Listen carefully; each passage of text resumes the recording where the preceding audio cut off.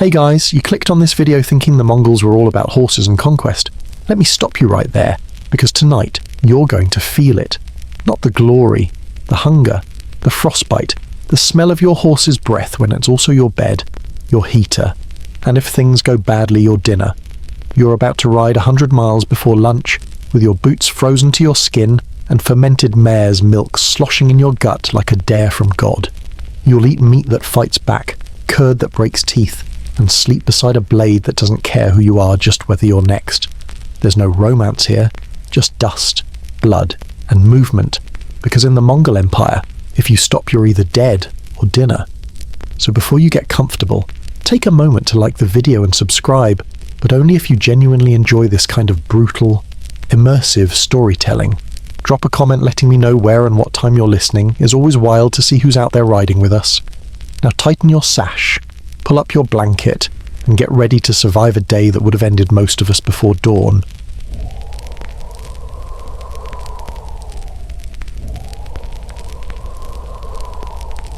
You've heard the phrase divine right to rule, but in ancient Egypt, that right wasn't just inherited, it was performed. Because the pharaoh wasn't merely a king, he was a god, living, breathing, ruling and matting on behalf of the cosmos. His breath was wind, his blood was Nile, his seed was the season, which meant every movement of his body could tilt the balance of the universe, even the way he touched someone, even the moment he climaxed. So while modern civilizations separate church and state, ancient Egypt did the opposite. They bound religion, politics, and sex into a single golden thread and tied it tight around the body of one man. Tonight, we untangle that thread. We're going beyond the pyramids, beyond the gods with eyeliner and the scrolls of healing spells, because behind every chant was a gasp. Behind every golden mask was a mouth taught to whisper rituals or moan them. This is the Egypt you saw in museums. This isn't the Egypt of mathematics and astronomy. This is the Egypt where daughters became wives, priests became lovers, and orgasms were carefully timed to align with the stars. No one asked if it was pleasurable.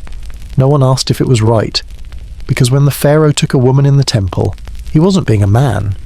He was becoming Osiris. And when a girl was chosen to lay beside a dead king's body, she wasn't being defiled. She was being divine. Or so they were told. So tonight, as you lie there in the dark, forget the statues, forget the scrolls, forget the gold.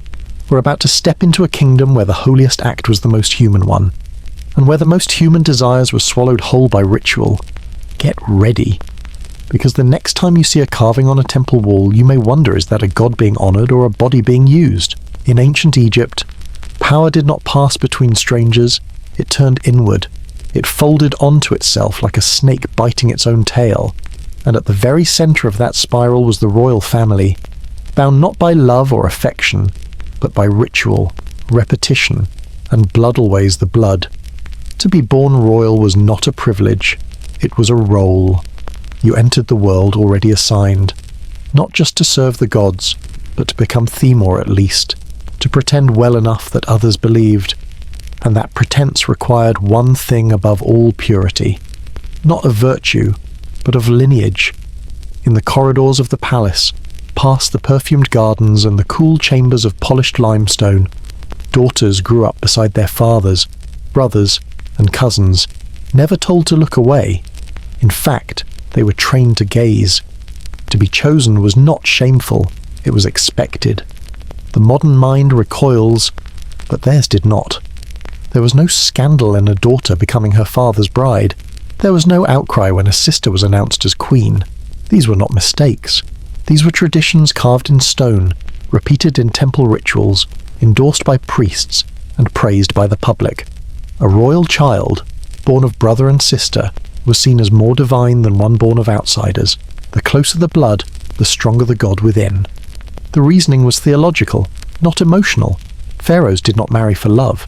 They married to maintain cosmic order, and according to the old myths, the gods themselves had done the same. Isis and Osiris siblings and lovers were the model, and the pharaoh, seen as Osiris reincarnate, was expected to imitate the divine. To do less would be to let the world fall out of balance. So fathers married daughters, brothers married sisters, aunts married nephews, uncles married nieces. The family tree did not branch, it looped, and every loop was another seal of sacred continuity. There are records of royal daughters being wed before their first blood, their names inscribed on temple walls, their wombs considered the property of the divine. To conceive with a stranger would pollute the line. To remain childless was to insult the ancestors. Their choices were never choices. They were destinies, prepared years in advance, inside the palace. Such unions were not whispered. They were celebrated. The scribes recorded the names proudly. The priests chanted blessings.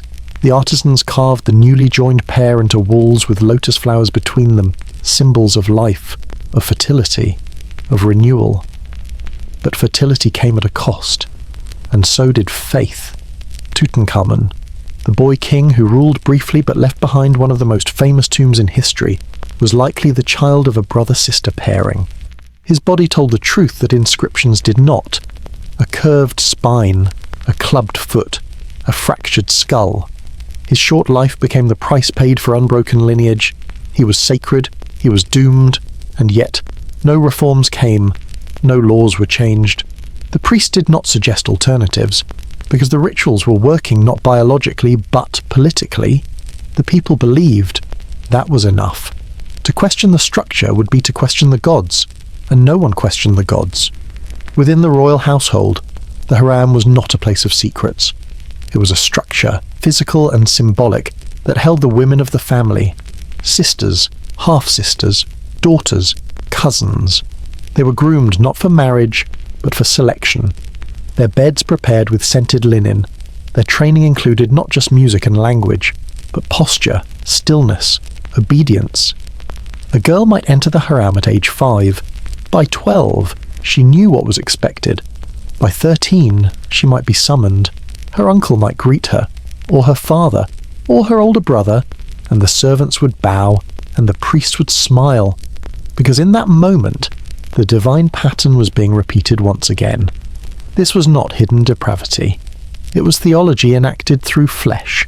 One might imagine resistance, a girl crying, a son refusing, but the records are silent, perhaps because silence was survival, or perhaps because belief was stronger than discomfort. When you are told from birth that you are chosen, it becomes difficult to see your body as your own. It belongs to the kingdom, to the ancestors, to the gods. The architecture of the palaces reflects this. Wings were designed to keep royal women close, but not for protection. For access, their chambers were not separate, but adjacent. The path from childhood to motherhood was a corridor, not a journey.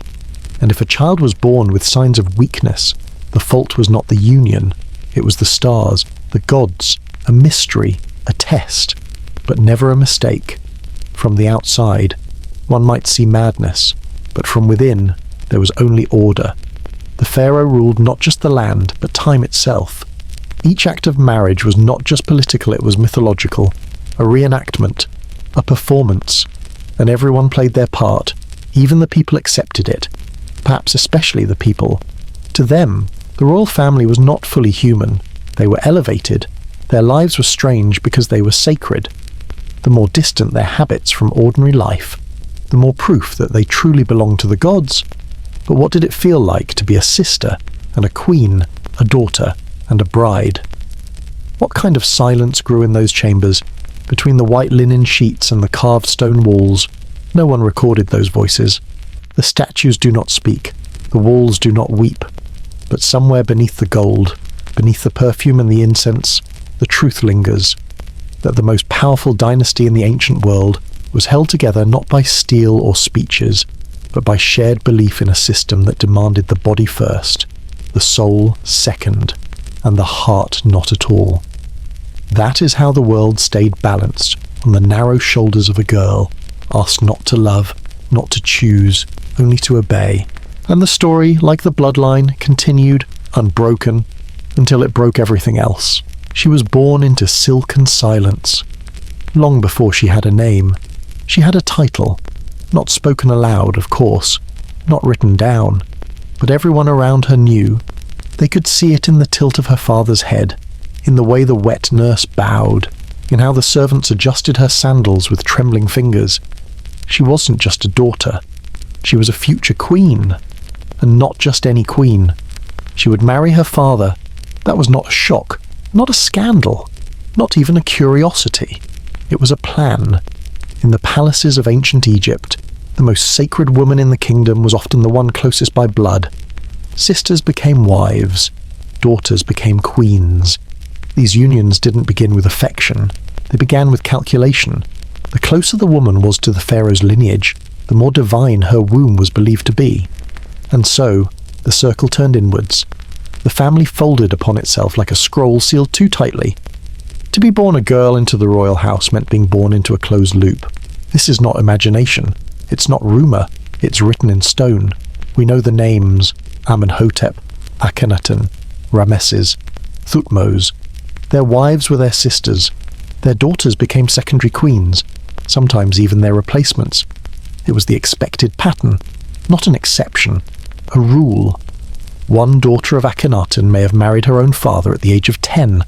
Her image is carved beside him, wearing the headdress of a consort, not a child. She stands smaller, but not lower. In the eyes of the gods, she was equal to her father not because of her spirit, but because of her blood. There was logic in it, terrible logic. Outsiders could not be trusted. Their ambitions, their families, their alliances, too unstable, too impure. But a sister, a daughter. She had no other house, no other loyalty. She belonged entirely to the crown. So, the pharaohs bred with their own blood, not in secret, not in shame, but in full daylight, under the watch of the sun god, who, they believed, blessed these acts with warmth and fruitfulness. But the sun can bless and burn.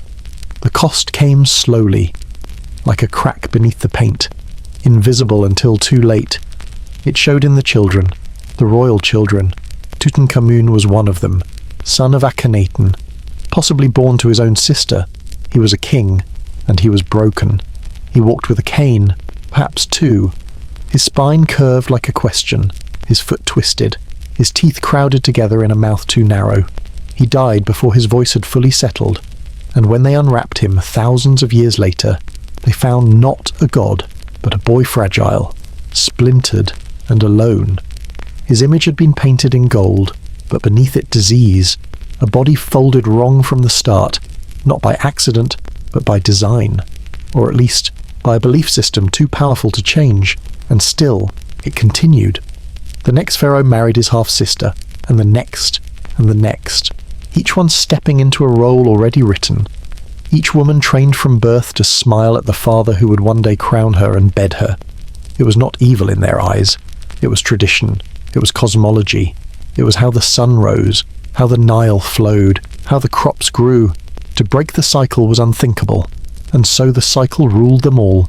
And beneath the polished floors of the palace, below the perfume and the song, the silence of these women remained. Not a single papyrus from a royal daughter survives. Not one lament carved in limestone. They left no complaints, no cries, but perhaps that was the most heartbreaking part of all. They played their roles so well, we cannot hear them anymore. Only the consequences remain, in the bones, in the DNA, in the unsteady gait of a boy king who died before he could truly rule. His tomb was filled with treasure, but his body told another story that incest does not preserve strength, it preserves error.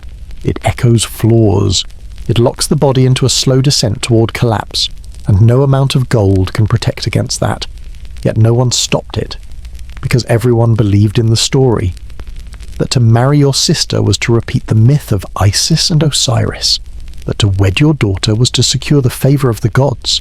That to step outside the family was to invite chaos.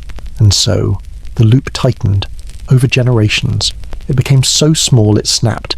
That is not a scandal. That is a tragedy. A tragedy where everyone did what they were supposed to. Everyone was in their proper place. The daughter obeyed. The father fulfilled prophecy. The priests blessed it. The scribes recorded it. The people accepted it. And so the kingdom decayed not from rebellion or war, but from loyalty to a myth too strong to abandon. Even as the bodies withered, even as the blood darkened, even as the gods fell silent, the story remained, a story that asks no questions and punishes those who do. It wasn't written in the temples, not in the hymns, not in the sacred books. Not on the carved walls of the palaces where gods watched over kings and queens with silent, symmetrical gazes, but it was always there underneath the gold. The price, the cost of keeping a bloodline divine. It started small, a twitch in the foot, a softness in the skull, a child who didn't cry the way other children did, a toddler who didn't walk when he was supposed to, a girl who bled too early and too much. But they were royal, so no one spoke. In ancient Egypt, the pursuit of purity was more than political, it was metaphysical. The pharaoh was not simply a ruler, he was the vessel of the gods, and like any sacred vessel, he had to be crafted from untainted material. That meant no foreign blood, no outsiders, no peasants, no diplomats, no merchants, only family, only those whose veins already held the divine. But blood is not a metaphor, it's biology, and biology has limits. Tutankhamun is the most famous case. His tomb, discovered nearly untouched, dazzled the world. But the boy inside it, the boy who had ruled Egypt at 9, married his half-sister, and died before 20, was a quiet disaster. His left foot was deformed, his spine curved unnaturally, his skull showed signs of trauma.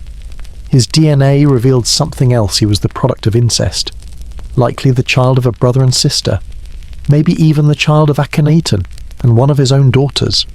The paintings of Tutankhamun showed him standing tall, commanding armies, riding chariots, but inside his tomb, archaeologists found over 100 walking sticks, not trophies tools.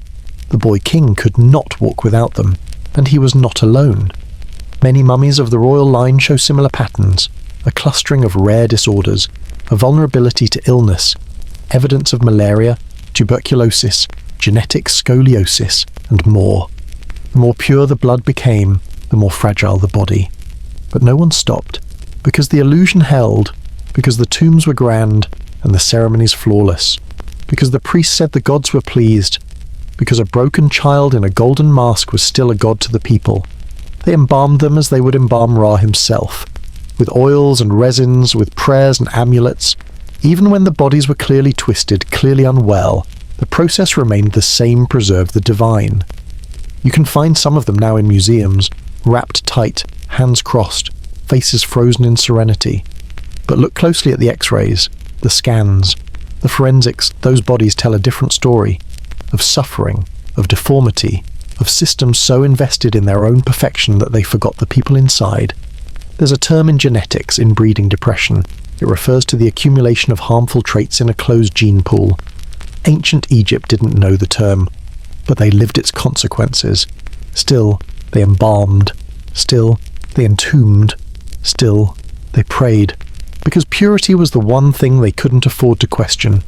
It was their mandate, their justification, their myth, even as their children died young, even as their queens miscarried again and again, even as their gods remained silent. Imagine being a servant in the court, watching yet another royal child born frail, breathing softly, kept alive by herbs and superstition. Imagine a midwife, instructed to smile even when she knew the child wouldn't see winter.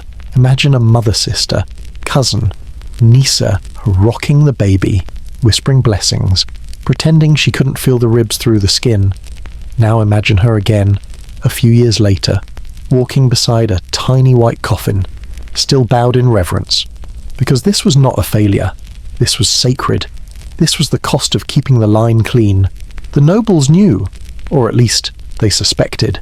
Why else did they start building so many hidden chambers? Why else were so many small coffins buried in sealed tombs, without names? The pharaoh's children were divine but not eternal. They died like everyone else, sometimes younger, sometimes faster, and when they did live, they were often isolated, groomed for the role, not the world, surrounded by protocol, not affection, their bodies inspected, their marriages arranged, their illnesses explained away as signs of holiness or punishment from gods no one dared to confront. They didn't get to choose, they didn't get to walk away. They were born into a cage of gold, a dynasty built on recursion, and from the outside, the system looked flawless, eternal, untouchable. But from within, it was a house of mirrors, each generation a reflection of the last, slightly dimmer, slightly weaker, slightly more broken, and still, the people believed. because belief is stronger than pain, because myths, once carved in stone, are hard to unlearn. And so the sarcophagi grew heavier, the tombs deeper, the silence louder. There was a place inside the palace where time moved differently. A walled compound, windowless, cool even in summer, quiet as the underworld. They called it the harem. In truth, it was more than a room, it was a world, a hidden system of corridors and chamber seek lined with polished stone and guarded silence. It was where the royal women lived, and waited. Some were queens, most were not, but all had been chosen either by birth or by favour. Daughters of nobility, daughters of pharaoh, half-sisters, cousins, aunts, their names often repeated across generations, like prayers that never reached the gods. From the outside, it looked like privilege, silks, perfumes, attendants, gold bracelets that jingled like whispers. But on the inside, it was a maze, because no woman inside the harem could leave, not truly. They entered as children, some at 5, some even younger. And once inside, they lived according to a rhythm set by someone else, usually a priest. Sometimes the queen mother, often the pharaoh himself. And for most, their future was already written. They would become wives, not of a stranger, but of their brother, or father, or uncle.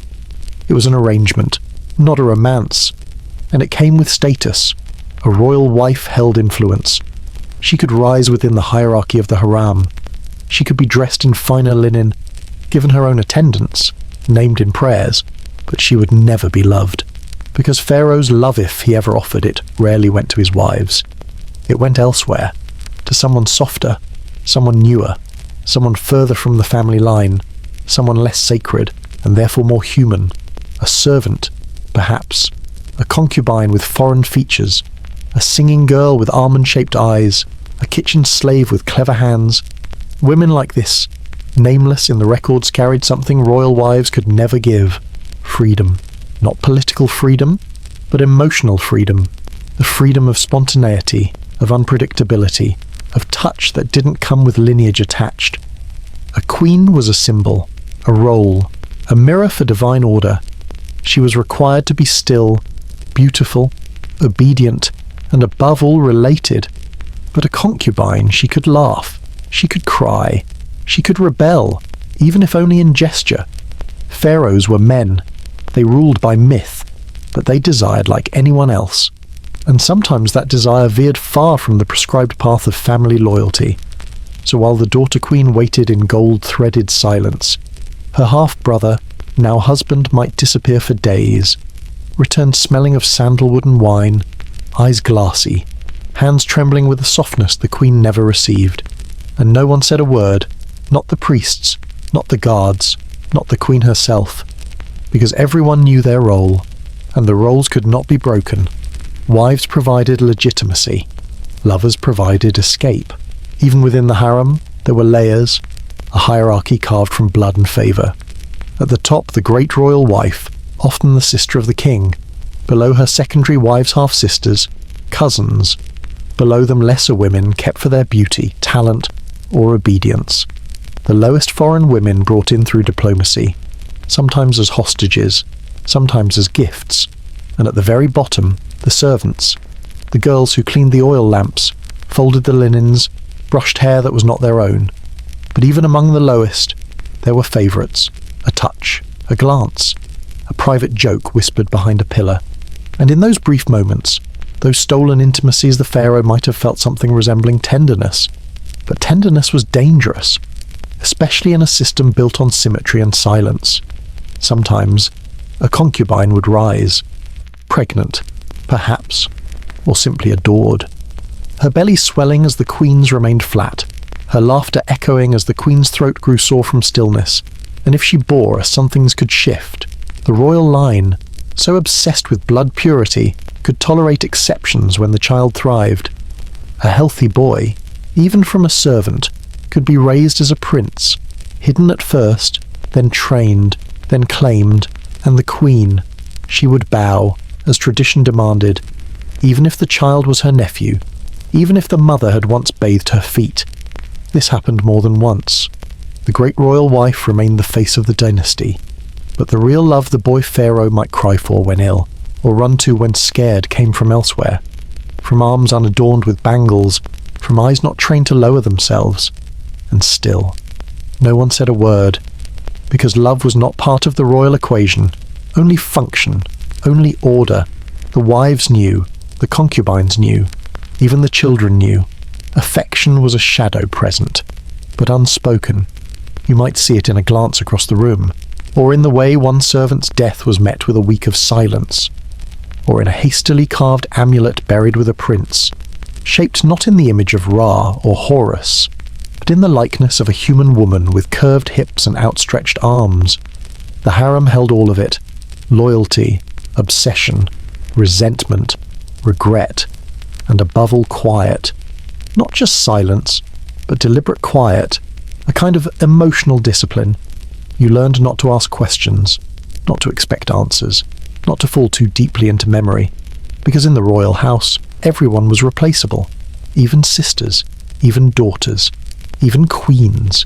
Their names might be preserved, their titles remembered, but their hearts, they were buried with them, pressed into linen, silenced in oil, bound by the same rituals that had once elevated them above all others.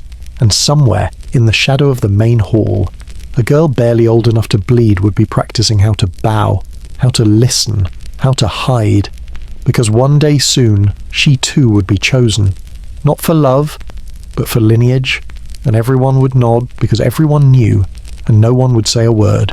There were no armies, no swords, no marching boots, no war drums, only footsteps padded in linen, only glances sharp enough to wound. In the royal haram, war was not declared, it was implied. It whispered through corridors scented with lotus and sandalwood. It lingered in the spaces between silk curtains and lingered in the hollow of a breath held too long. The concubines understood this. They had to, because here, love was not a gift, it was a currency. And the man they shared, their pharaoh, their god-king, their owner was the only one allowed to spend it. Each woman knew her station. She had been chosen, perhaps for her voice, her hips, her lineage, or the way she bowed. She had passed through layers of ceremony, been anointed with perfumed oils, instructed in how to kneel, how to wait, how to smile without showing teeth. But once inside the harem, once inside the golden cage, the real lessons began, because the harem was not a sanctuary, it was a contest, not for love, but for survival. And the rules were simple: be noticed, be remembered, be the one he calls for when the wine is gone and the air is thick with incense, be the one he favours when his joints ache, be the one who makes him feel young again, if only for a moment, because the favoured were protected and the forgotten were erased. A woman without favour had no voice, no influence, no child, no future. She could live in silence for years. She could die unnamed, her only tomb a bundle of linens beneath the palace floor. But a woman with favour, she could bear the air, and that changed everything. So each day began like a campaign. The courtyards were calm, but underneath strategy. The combing of hair, the arrangement of bracelets, the timing of a glance during the morning procession. A quiet song hummed too close to his path. A scarf slipped deliberately as he passed. Small choices, subtle gestures, each one a calculation, because he could choose anyone, and he might not choose again tomorrow. So every evening became a ritual of possibility. Each woman waited behind her curtain, surrounded by attendants trained not to speak. They braided her hair, painted her nails, powdered her feet, and all the while she thought not about desire but about position, about the others, about how long it had been since she was last summoned. She would not say it aloud, but in her mind it repeated like a prayer: please choose me tonight, because tonight might be the night her future was conceived. To bear the pharaoh's child was not just an honour, it was a weapon. A concubine with a son was no longer a servant. She was a mother of potential power. The boy could be raised among princes, trained in the temples, whispered about by priests, and if the stars aligned, and they often did with a little help, he could be declared the next living god. His mother would rise with him. So they watched each other, carefully. She noticed when another woman's perfume changed, when her posture was looser, her eyes more confident. That meant she had been chosen recently. That meant she might be pregnant. She noticed when one woman grew quieter, more withdrawn, the telltale signs of sickness, or worse, rejection. And sometimes she noticed when another didn't return from the king's chambers at all. Accidents happened, or so they said, but no one asked. They only rearranged their mirrors, whispered to their servants, readjusted the kohl around their eyes, because the war didn't stop, it only shifted players. Some women allied, briefly. 2 concubines laughing over fruit, arms touching, but trust was dangerous. Secrets were currency. One overheard comment, one misstep, one false pregnancy rumour, and everything could unravel. And yet, in this delicate war, there was no screaming, no violence, no public confrontations, just quiet victories and quiet defeats, a new necklace gifted in private, a servant reassigned without warning, a glance from the pharaoh during dinner noticed by everyone, never spoken of. Sometimes a woman would be summoned for a single night and never again. Sometimes she would be summoned again and again for weeks, even months, and still nothing. No child, no rise, just the slow decline back into the fog of other faces. And then, occasionally, barely, there was triumph. A swelling belly, a confirmed pregnancy, the priests called, the midwives prepared, the other women watched, some with envy, some with practiced smiles, some already planning their next move. Because a child was only a start. She would still need to survive the birth, and the child would need to survive infancy, and then years more before he could be declared heir. There were so many ways to lose, and still, they played. Because in the harem, love was survival, and survival was performance. A woman might whisper endearments to the king, press her lips to his hand, hold his gaze a second too long. But deep inside, she knew this was theatre. The role of lover was a costume. The true role was soldier, and every word, every touch, every breath was strategy. She might care for him. She might even come to believe it was real. But that didn't matter. What mattered was the outcome. Would she carry his child? Would that child be male? Would it live? Would she? She could never ask these things aloud. But she asked them every day in silence, while sitting beneath the blue-painted ceilings of the haram, her fingers curled in her lap, her smile soft, her mind spinning with possibilities. She played the part well, as did they all, because no woman survived the royal harem by being innocent. She survived by being unforgettable. It was not called a performance, not officially. The priests would never use such a word, but every year, at the height of the said festival, the pharaoh stood before his people, not as a man, not even as a king, but as a god made flesh, Osiris reborn, the eternal ruler, the axis of heaven and earth, and in that sacred moment, he did not speak, he demonstrated. Because in ancient Egypt, belief was not enough, it had to be proven. With the body, the ritual was old, older than papyrus, older than the pyramids. It came from Mythsis and Osiris, the divine pair who created life through sacred union. And like all powerful stories, it was reenacted, not symbolically, physically. The pharaoh would enter the temple courtyard, flanked by guards in white linen, their faces blank. Before him rows of priests, a statue of Osiris cloaked in gold leaf, a table of offerings milk, honey, bread, incense, and in the center, waiting in silence, a priestess. She was not just any woman. She had been chosen, raised from girlhood in the house of life, trained in ritual, purity, posture, her body scrubbed with salt water, her hair scented with lotus. She was not a lover. She was not a concubine. She was an instrument, a vessel. Her only role was to receive, and she would receive him before the gods, before the court, and sometimes, depending on the dynasty, before the public.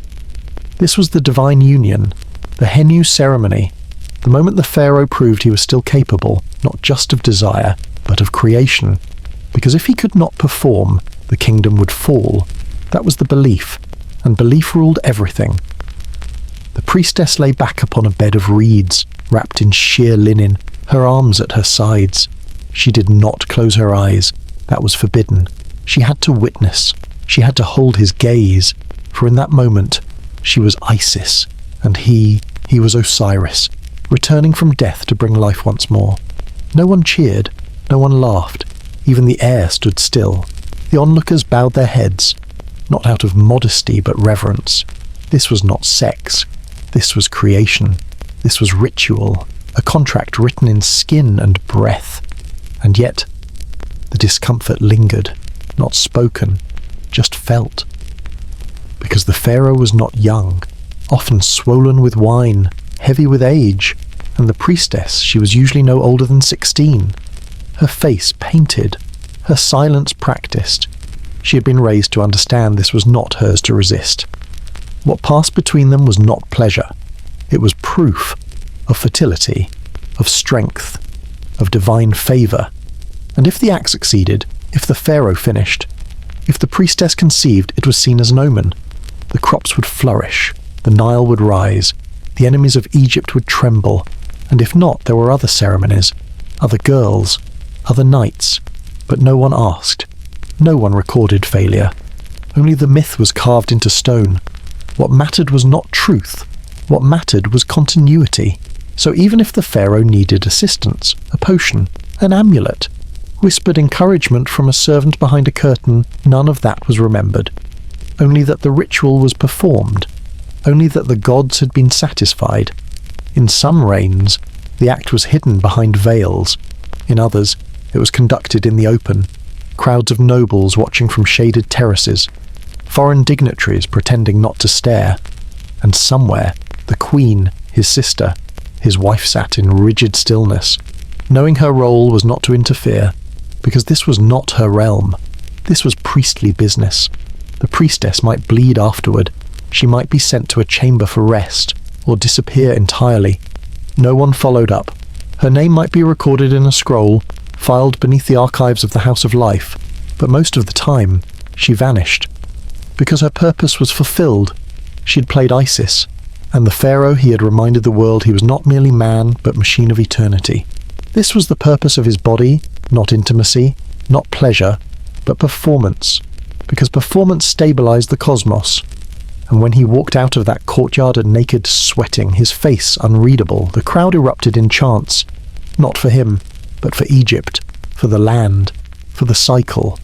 The reenactment had worked, and so the sun would rise. There is no modern equivalent to such a moment, no ritual in our time where flesh and godhood meet under full view, under full belief. It wasn't theatre, it wasn't pornography, it wasn't even control in the usual sense. It was a nation, holding its breath to see whether its ruler could still summon life, and if he couldn't, what then no one asked. Because even weakness could be rebranded as mystery. If he failed, the priest would interpret it differently. Perhaps the gods were demanding more offerings. Perhaps the alignment of stars was off. Perhaps this wasn't the year for abundance. But never once was it the king's fault. Because gods do not fail, only men do, and Pharaoh was no man. Or so they needed to believe. So they carved the story, again and again, on temple walls, on pillars, on golden tombs. He lay with the priestess as she conceived. Egypt rejoiced, and if no child came, there was always next year. Always another girl, always another ceremony. The performance would continue, because in ancient Egypt, what was sacred was not the truth, it was the repetition. There were no drums, no trumpets, no torches, only the river. It moved slowly, dark, wide, heavy with history. The Nile, more than a river, an organ of the kingdom, a living vein, pulsing through desert and delta. It had moods, it had memory, and every year, when the flood season neared, it demanded to be pleased. The people gathered. They did not speak. They stood on the banks, eyes lowered, some pretending to watch the water, others unable to look away. There were farmers, soldiers, courtiers, temple boys, midwives with infants strapped to their backs, all of Egyptry and poor, robed and barefoot pressed shoulder to shoulder, waiting. And he came, the pharaoh, not cloaked in gold or flanked by guards this time.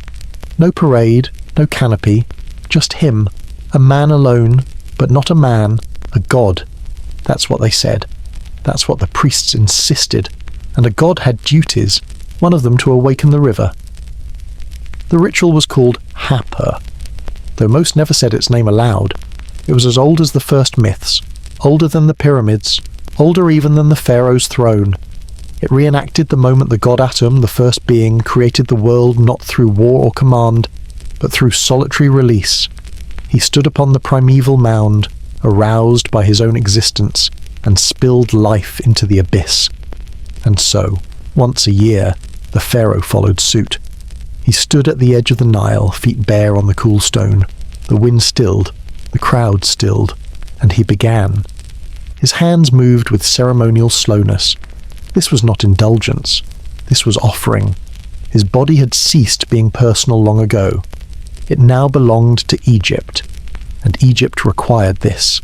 Behind him, the priests whispered prayers. They did not dare look. In front of him, thousands stared at the water. No one spoke. The moment stretched, eternal and unreal. The same sky, the same reeds, the same wide silence. You could hear the flick of a fish's tail, the cry of a distant ibis. But mostly, you could hear the absence of shame, because shame had no place here. Or rather, it had a place, but it was buried beneath obligation. The pharaoh's body moved not as a man's, but as a symbol, a gesture. His pleasure was not his own, it was Egypt's. And when it came, when the offering was released into the Nile, no one clapped, no one cheered, they bowed, because this act, though intimate, was not erotic, it was agricultural. The seaman struck the water like a seed strikes soil, a gift, a bribe, a plea, for flood, for grain, for mercy. The Nile would answer, or it would not, and if it did rise, if the banks swelled, if the fields were fed, then the people would believe. They would say the pharaoh is favoured, the gods have accepted him, his body is worthy, our bellies will be full. And if the river stayed still, they would not speak of it. They would wait until next year, because repetition was more important than result. No one dared question the rite.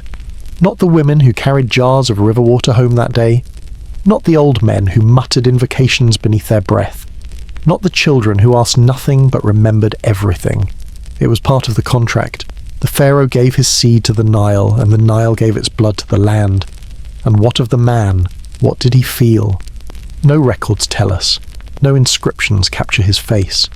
But one can imagine the weight of eyes, the pressure of tradition, the loneliness of being divine, to stand naked before your people, not in weakness, but in power so absolute it erased your name, to release not from desire but from duty, a kind of sacred humiliation, a ritualized surrender. Not every pharaoh performed it publicly. Some sent priests in their place, others moved it behind curtains, out of sight. But the old ones, the pure ones, stood alone, as their ancestors had, as Atum had. Some historians doubt the practice. They say it was metaphor, a priestly embellishment, a symbolic rite misunderstood by outsiders. But the Nile rose for centuries, and myth does not need facts. It needs faith, and so it was passed down gesture by gesture, silence by silence. Even today, the Nile floods when it pleases, no longer at the pharaoh's touch, but by dam, by storm, by climate now unbound. But the people still wait, still watch the water, still remember that once their lives depended on a man alone, at the river's edge, offering not his strength, not his command, but his vulnerability. A moment of trembling stillness, a moment no one discussed, and yet no one forgot, because even gods, it seems, must perform. The body lay still, wrapped in linen, anointed in oils. Her eyes closed not in sleep but in practiced death. She was not dead, not yet, but for the ritual, she had to become something between a vessel, a threshold, a stand-in for the silence between one world and the next. It was said that the gods could not rise unless touched, that the dead could not awaken without the echo of the living, and so, in a chamber buried deep beneath the temple, lit by braziers and humming with sacred chants, the pharaoh descended. He came alone. He had fasted, washed, burned incense over his chest. His body gleamed with resin and gold dust, not as decoration but as transformation. He was not himself tonight. He was not man. He was Horus, the Avenger. He was Osiris, the one who returns. He was eternity, clothed in trembling breath. And she was the ghost of fertility, the passage between life and afterlife. She had been chosen, prepared, taught to remain still, no matter what. Her heartbeat slowed beneath the binding cloth, her lips sealed with resin, her limbs arranged in perfect symmetry, hands on breast, knees slightly bent, neck extended to the sky she could not see. No one else was allowed to witness, not the scribes, not the high priests. Only silence, only ceremony. Because what was about to occur was both obscene and divine. It had a name, the rite of reclamation, older than papyrus, older than temples, passed down in the whispers of embalmers and the dreams of star watchers.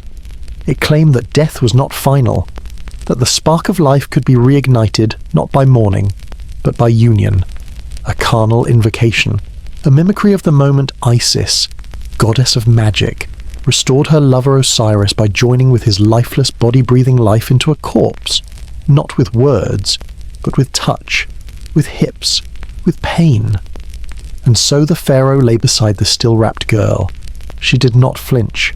She was trained not to, because even flinching could interrupt the spell. He placed his hand upon her breast, slowly, gently, as if laying down stone. The priest would later describe this as reuniting the Ka and the Basul and spirit, but in the dim air of the chamber it was flesh on flesh.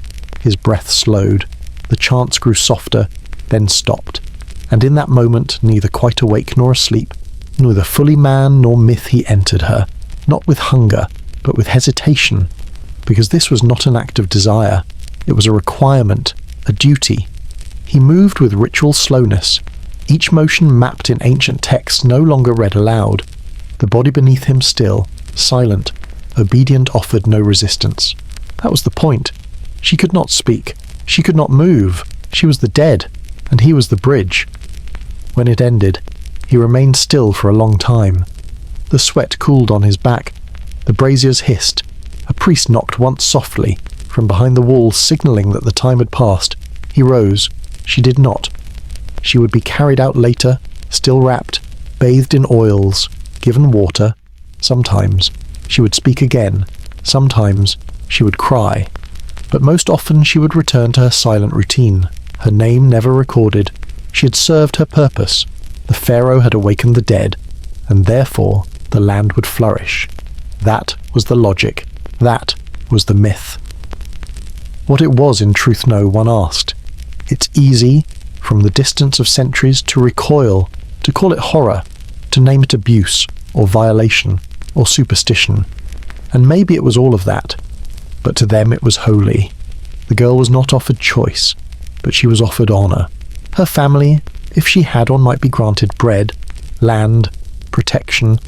Her name might be whispered once by a priest in an inner chamber, or never, and still, the ritual continued. Because rituals do not rely on consent, they rely on belief, and belief is heavier than flesh. There is evidence, not many scrolls, not many records, but fragments of this rite, hidden in funerary texts, scribbled in the margins of burial manuals, referenced indirectly by Herodotus, hinted at in the Book of the Dead. The language is always metaphor, reuniting the waters, opening the gate, reigniting the soul through sacred union, but the meaning is plain. Somebody had to touch the dead, and Pharaoh, as the only being between worlds, was the one to do it. And so, year after year, generation after generation, the rite returned, always quiet, always buried, but never truly gone. And what of the women? What did they think, lying in that silence, wrapped in bandages, heart drumming beneath ritual stillness? Did they believe? Did they fear? Or did they, like everyone else in Egypt, simply obey? No one wrote their answers, only their bodies remained, sometimes buried with odd inscriptions, she who stood still in the passage, sometimes mummified quickly, as if to seal the memory shut, occasionally found in tombs far from royalty, their status never clear, their silence eternal. They were the unspoken half of the ritual. The body used to summon eternity, and like the pharaoh, they belonged not to themselves, but to the myth, and the myth it endured. Because Egypt could not afford for the dead to stay dead. Someone had to awaken them, even if it meant becoming something less than human, even if it meant being touched, or touching, in the cold, alone, unseen, even if it meant laying your hands on death and pretending it was life. The rule was simple, unbreakable. No male blood, not during sex, not during childbirth, not during any act considered sacred, carnal, or creative. The male body could not bleed, because if it did, it ceased being divine, it became mortal, it became weak, and that was unacceptable. In ancient Egypt, blood was not just a fluid, it was a language. It meant danger, disorder, impurity. But only when it came from a man, women bled. That was understood. It was built into the rhythms of life. Their blood came with the moon, with the birth of children, with the rituals of death and mourning. It was absorbed into the cosmology of the land. But the male body, it was supposed to remain closed, unpunctured, perfect, especially in bed, especially before the gods. The pharaoh knew this. So did the priests. So did the concubines. So did the temple scribes who recorded the protocols in indelible ink, listing all that must never happen: no piercing, no cutting, no scratching, no injury, even by accident, and above all, no ejaculation tinged with red. Because to bleed during sex was not just a bodily failure, it was cosmic error. It meant the divine seed had been corrupted.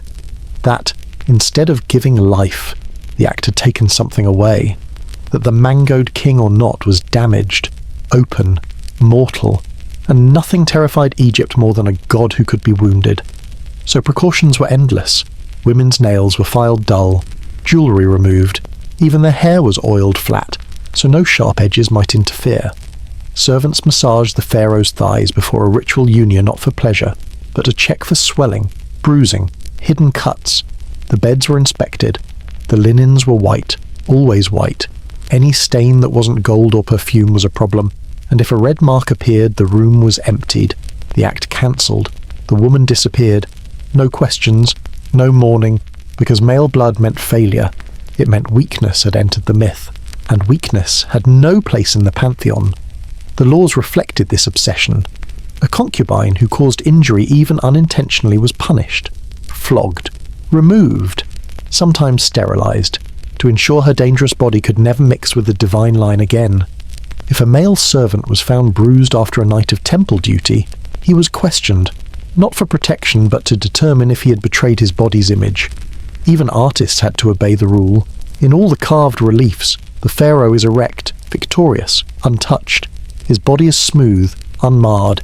His member is sculpted like a scepter long, straight, firm, never soft, never dripping, never red, because art was law, and law was myth, and myth could not bleed.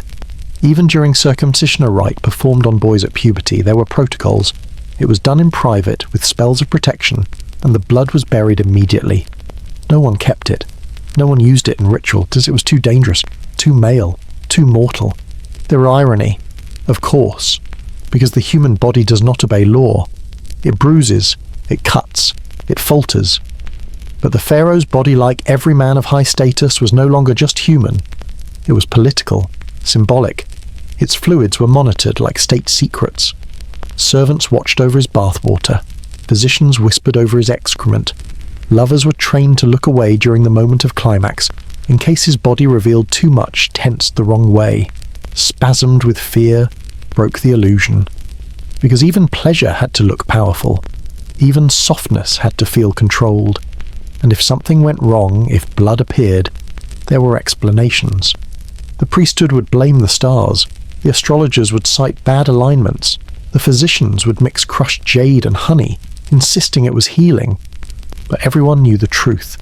It meant the pharaoh was human, and that was the greatest scandal of all. That he might feel pain, that he might cry out, that his body could break, like theirs.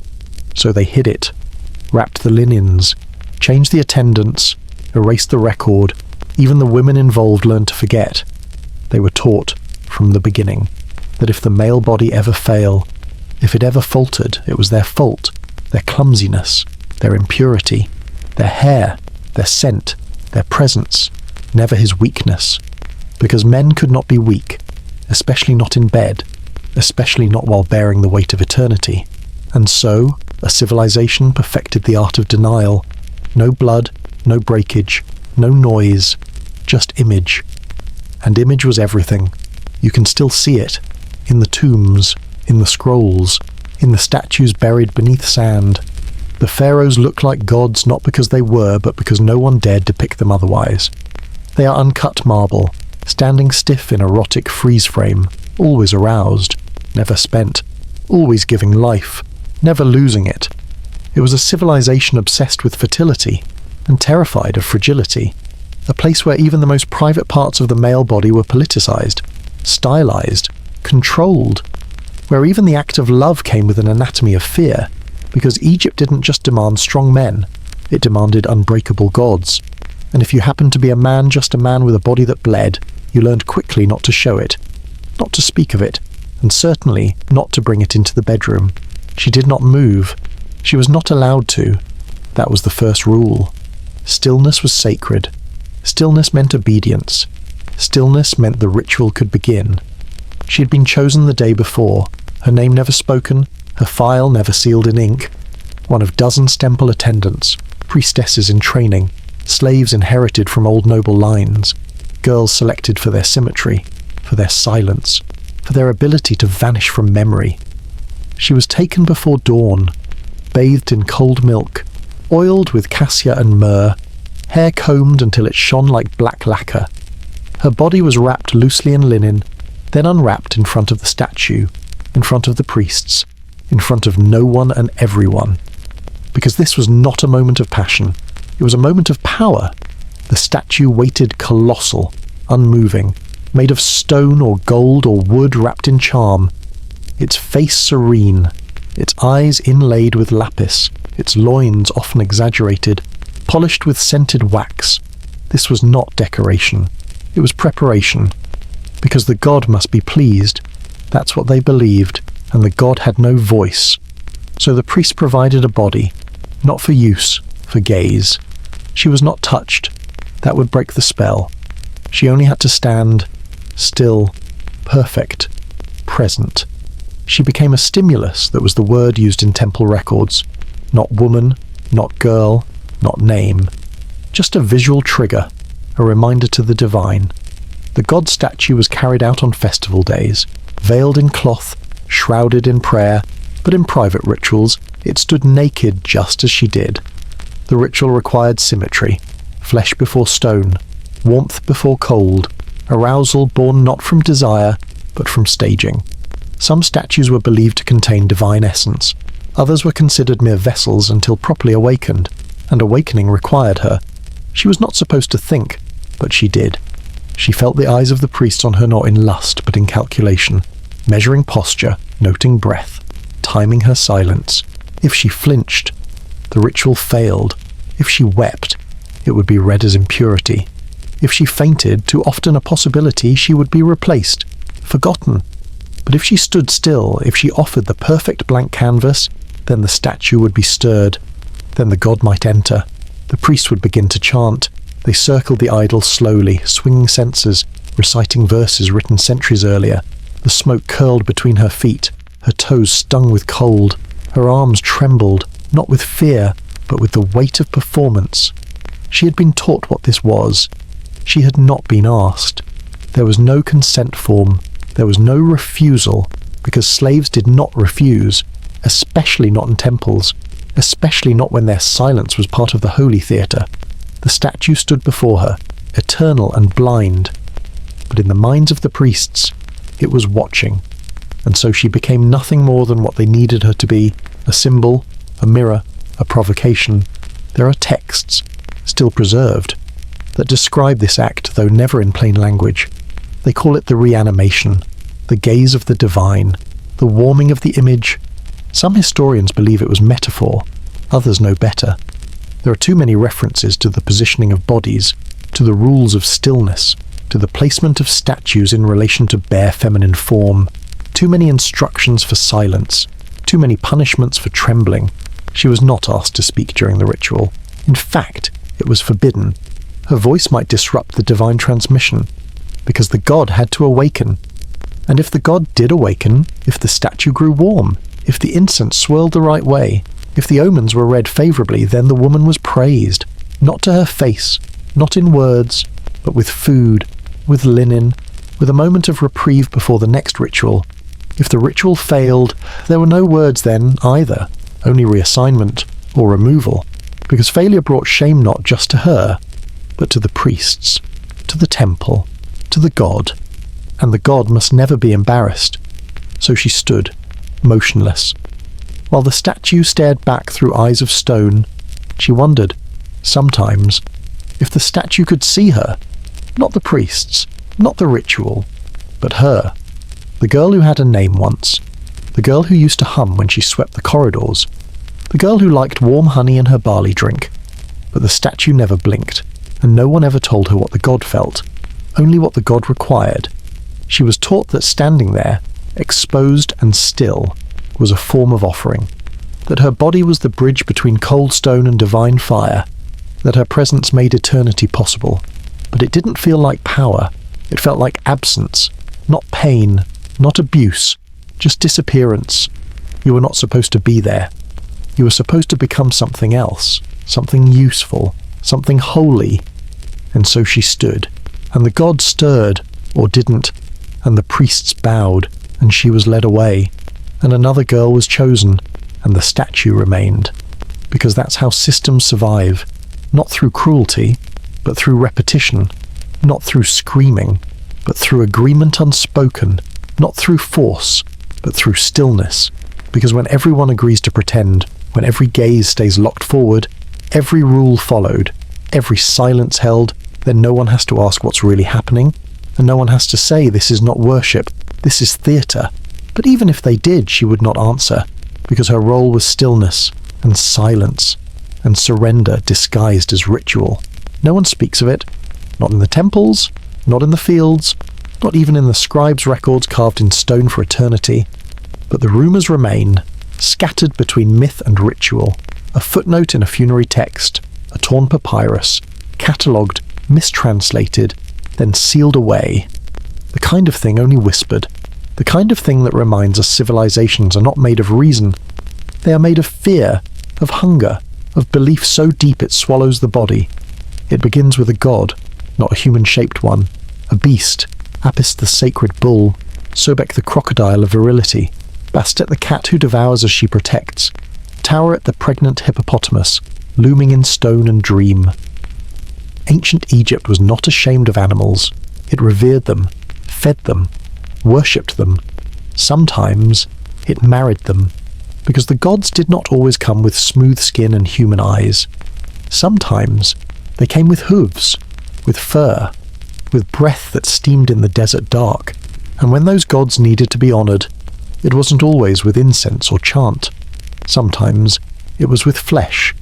There are stories, deep ones, deeper than is comfortable, of women chosen during the fertility festivals, selected not for status or beauty, but for symmetry, silence, and spiritual endurance, daughters of temple slaves, oracles in training, virgins offered not to priests, but to something older, something that did not speak, because it could not speak, because it was not pretending to be divine. It was divine. Or so they were told. The festival of the Black Bull, the night of Sobek's teeth, the ceremony of the bridal offering. Each name appears once, maybe twice, scattered across thousands of years, each shrouded in euphemism, each carrying the same motif: the god enters the body of an animal, and that animal must be pleased. Not metaphorically, literally. That was the belief. The union must be made, not for lust, for flood, for birth, for grain. The chosen woman would be stripped, painted, veiled not to hide her, but to prepare her. She would be walked through the temple corridors, barefoot, flanked by drummers or complete silence, depending on the era. The crowd would not see her, only the priests, only the animal, and she would be brought before it, tied, not with rope, with ritual, because she had been told since childhood this is what the gods demand. The bull, oiled and perfumed. The crocodile, drugged, lulled, its head wrapped in sacred cloth. The cat, wild-eyed and half-starved, carried in a gold cage. No one knows what actually happened, or if it happened at all. But something happened, because the stories return again and again, not in public, not in epic, but in nightmares, in the side stories of broken women, in the strange scars noted by early Greek visitors, in the way certain temples were later sealed and never reopened. And still, the rituals continued, because fear of infertility was greater than fear of shame, because grain was life, and if the gods demanded union with their living forms, who would dare refuse? The animals were gods. That was the foundation. They were not symbols, they were vessels. To touch them was to touch heaven. To be touched by them, to be entered by them, was to become divine, even if for a moment, even if it broke you, even if you died, and some did. You can find the burial pit's women with shattered hips, twisted spines, bite marks never explained. They're not labelled, no one dared inscribe their purpose, but they are clustered near temples that once housed sacred animals. Their tombs are nameless, their bones not wrapped in ceremony, just laid down, quietly, and forgotten. Or almost. The male priests claimed it was sacred. The women, if they survived, never spoke, because to speak would be to question the divine. And in Egypt, nothing was more dangerous. The gods were not gentle. They were hungry, and the people were desperate. In one scroll, half burned, a scribe records a woman called the Living Door. She opened the fields. She unlocked the flood. She received the god in his flesh. Those were the only words written about her. Her name was not given. Her death was not noted. Only that the river rose afterward. And for the priests, that was proof. She had succeeded. No one asked what she felt, because feelings were not part of the rite, only result. There are carvings long since reinterpreted of bulls mounted over feminine figures, of crocodiles positioned above altars. Scholars once dismissed them as metaphors for strength, but now some are less certain. The eyes of the women in those scenes are not symbolic. They are wide. Too wide. What do we do with stories like these? Dismiss them, expose them, or do we, like the Egyptians, let them sit in silence because silence is safer? This wasn't spectacle. It wasn't sin. It was faith taken to its farthest, darkest logic, that the body, female and human, meant nothing by itself. Only when used by gods did it mean anything at all. And if those gods came with claws, then claws would be endured, because belief justifies everything, even what the body cannot survive, even what no one dares to write down completely. This is not the history in the museums. This is not the Egypt of perfumes and eyeliner. This is the Egypt beneath the sand, the one where myth eats flesh, where the Nile's blessing might be bought with a girl's silence, where a god might come to you not in dream, but on 4 legs, and you must not scream. Because screaming was forbidden, and obedience was divine. She was told you are the bride, but she knew. She was the offering, and when it was done, if she lived, she was carried back, washed, oiled, veiled once more. She might never be touched again, might be locked in a cell of prayer for the rest of her life, but the grain would grow, and the people would eat, and the animal would be worshipped, and the god, somewhere in the dust, would rest, satisfied. No one ever saw her do it. The queen moved like mist. She waited until the torches had burned down, until the musicians were gone, until the night air pressed against the palace walls like a sleeping breath. Then she poured the wine, dark red, thick, spiced with myrrh, honey, and something else, something unspeakable. A drop of herself, not sweat, not tears, but blood. The kind that comes in silence, that stains linen and is washed in private. The blood no one mentions but every woman knows. Menstrual blood. In ancient Egypt it was taboo and powerful, a contradiction wrapped in silk. It was considered impure but sacred, polluting but magical, dangerous but desired. It flowed from women without injury, without war, without death, and that terrified them, because it meant creation without a man. And so the queens learned how to use it, not with spells, not always, but with wine, not offered, slipped, into a cup shared during ceremony, into a chalice before bed, into a sip taken by the king, who believed he drank from the fruit of the Nile, never knowing he drank her body's deepest secret. It was not poison, it was influence. The ancient texts speak of it only in riddles. She gave him the red cup of peace. He drank from the moon's shadow. Her power passed through his lips. They never name the substance, but they name the result. Afterwards, the king became soft, more loyal, more obedient, more pliable. He favoured her over the others, listened longer, questioned less. And that was all she needed, because in the court of pharaohs, women had no armies.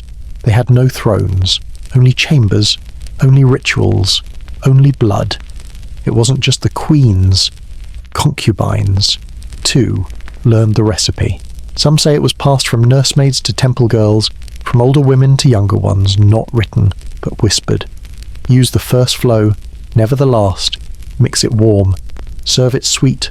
Do not speak. Do not blink. Watch what he becomes. Some men knew and drank anyway. They believed it gave them power, that to consume the sacred blood of a royal womb would bring fertility, strength, dominion over the land. But others didn't. They drank because they were told to, because a woman smiled, because the wine was warm, and her eyes warmer. And that was how the kingdom shifted quietly, drop by drop. Egyptian medicine books, like the Ebers Papyrus, mention menstrual blood only in clinical terms, as a marker of fertility, as a sign of disorder. But the magical texts, they speak differently. They link it to the Hecate spiritual force that powered all rituals. Some believed it could be used to bind a person's will, to fog their memory, to make them dream only of the one who gave it.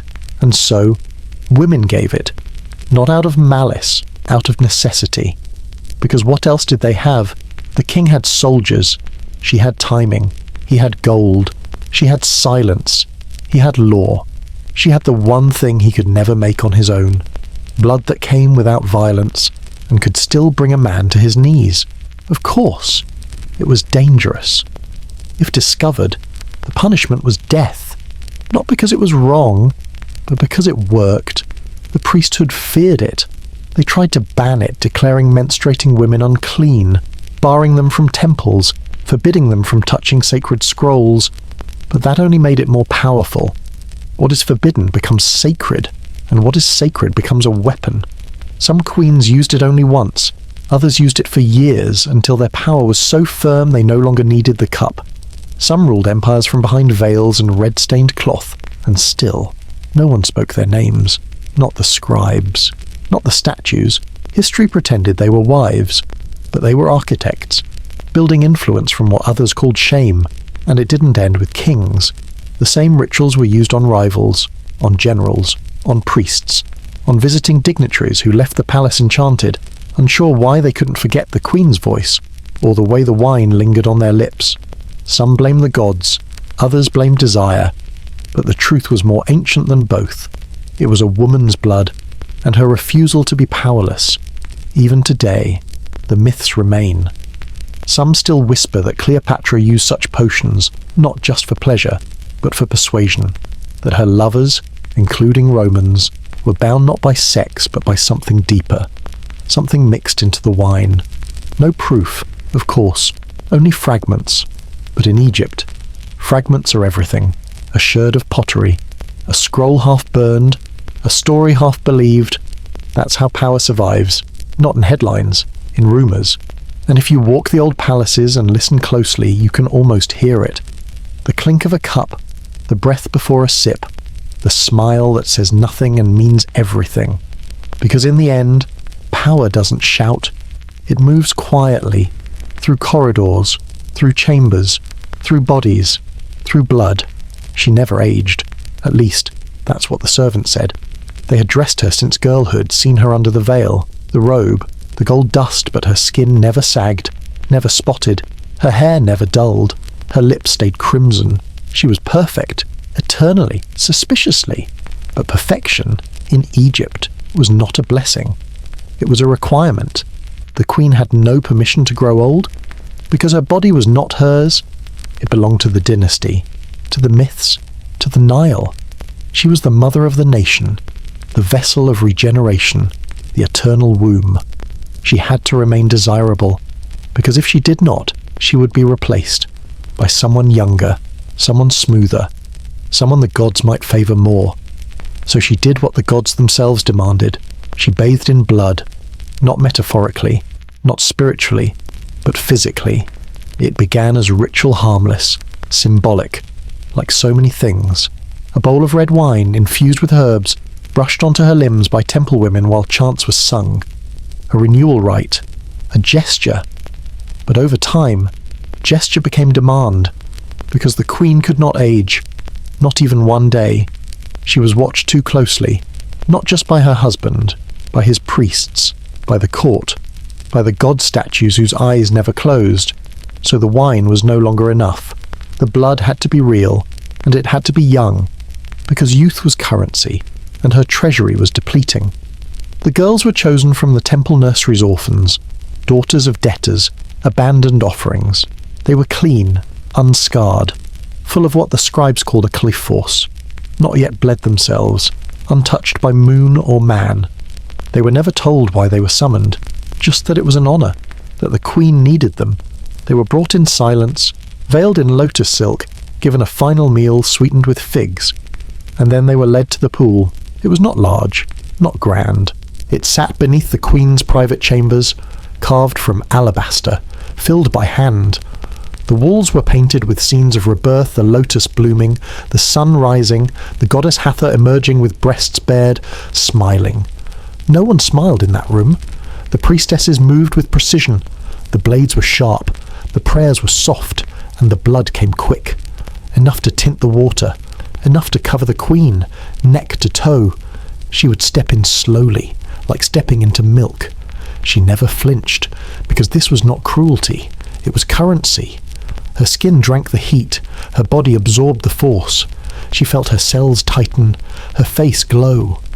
That was the story she believed. That was the story she had to believe, because if she didn't, she'd have to admit what she was standing in, what had been lost, what had been taken. But she never asked names. She never looked at the bodies. She only stepped out, clean, younger, worshipped, and the court applauded, because the queen was radiant, and radiance meant continuity. It meant the dynasty would survive. So the practice continued, rarely, quietly, always denied. There are only traces in the records phrases buried in healing texts. Apply with warm blood of the unbled, purification by virgin essence, bathed in life before conception. Some say Cleopatra revived the ritual. Others say Nefertiti began it. No one can prove anything, because no one was allowed to write it, only do it, or die for it. Some queens refused, some aged, and were quietly replaced, exiled to quiet villas, their names erased, their sons overlooked, because beauty wasn't praise, it was power, and losing it meant losing everything. Even today, the myth lingers, in stories of royal baths filled with crushed roses and goat's milk and saffron. But look closer. The roses are too red, the saffron too metallic, the milk tinged slightly pink. No one speaks of blood, but everyone suspects, because the body knows. It knows what it's willing to endure to stay wanted, to stay safe, to stay queen. Even the water remembers. It stains the stone. It never quite cools. And the servants, those who lived long enough, never forgot the smell. It was sweet, too sweet, like honey left in the sun, like youth turned liquid, like something you shouldn't be near, but still are, because it's beautiful. And in Egypt, beauty was never soft. It was sharp, unforgiving, necessary. Because a wrinkle wasn't just a wrinkle, it was a warning that you were no longer sacred, that your usefulness was fading, that the gods might turn away. And so the queen bathed, and bathed, and bathed, until the water stayed warm, and the mirror stayed kind, and the throne stayed hers, even if her soul was soaked through, even if the girls were never named, even if, at night, when she touched her own skin, she wondered whose blood is this and will mine be next, because even queens don't rule forever. And someday, a younger one would stand where she stood and bathe where she bathed, and forget her name, but not her ritual, because some legacies do not speak. They bleed, He had stopped breathing at dawn.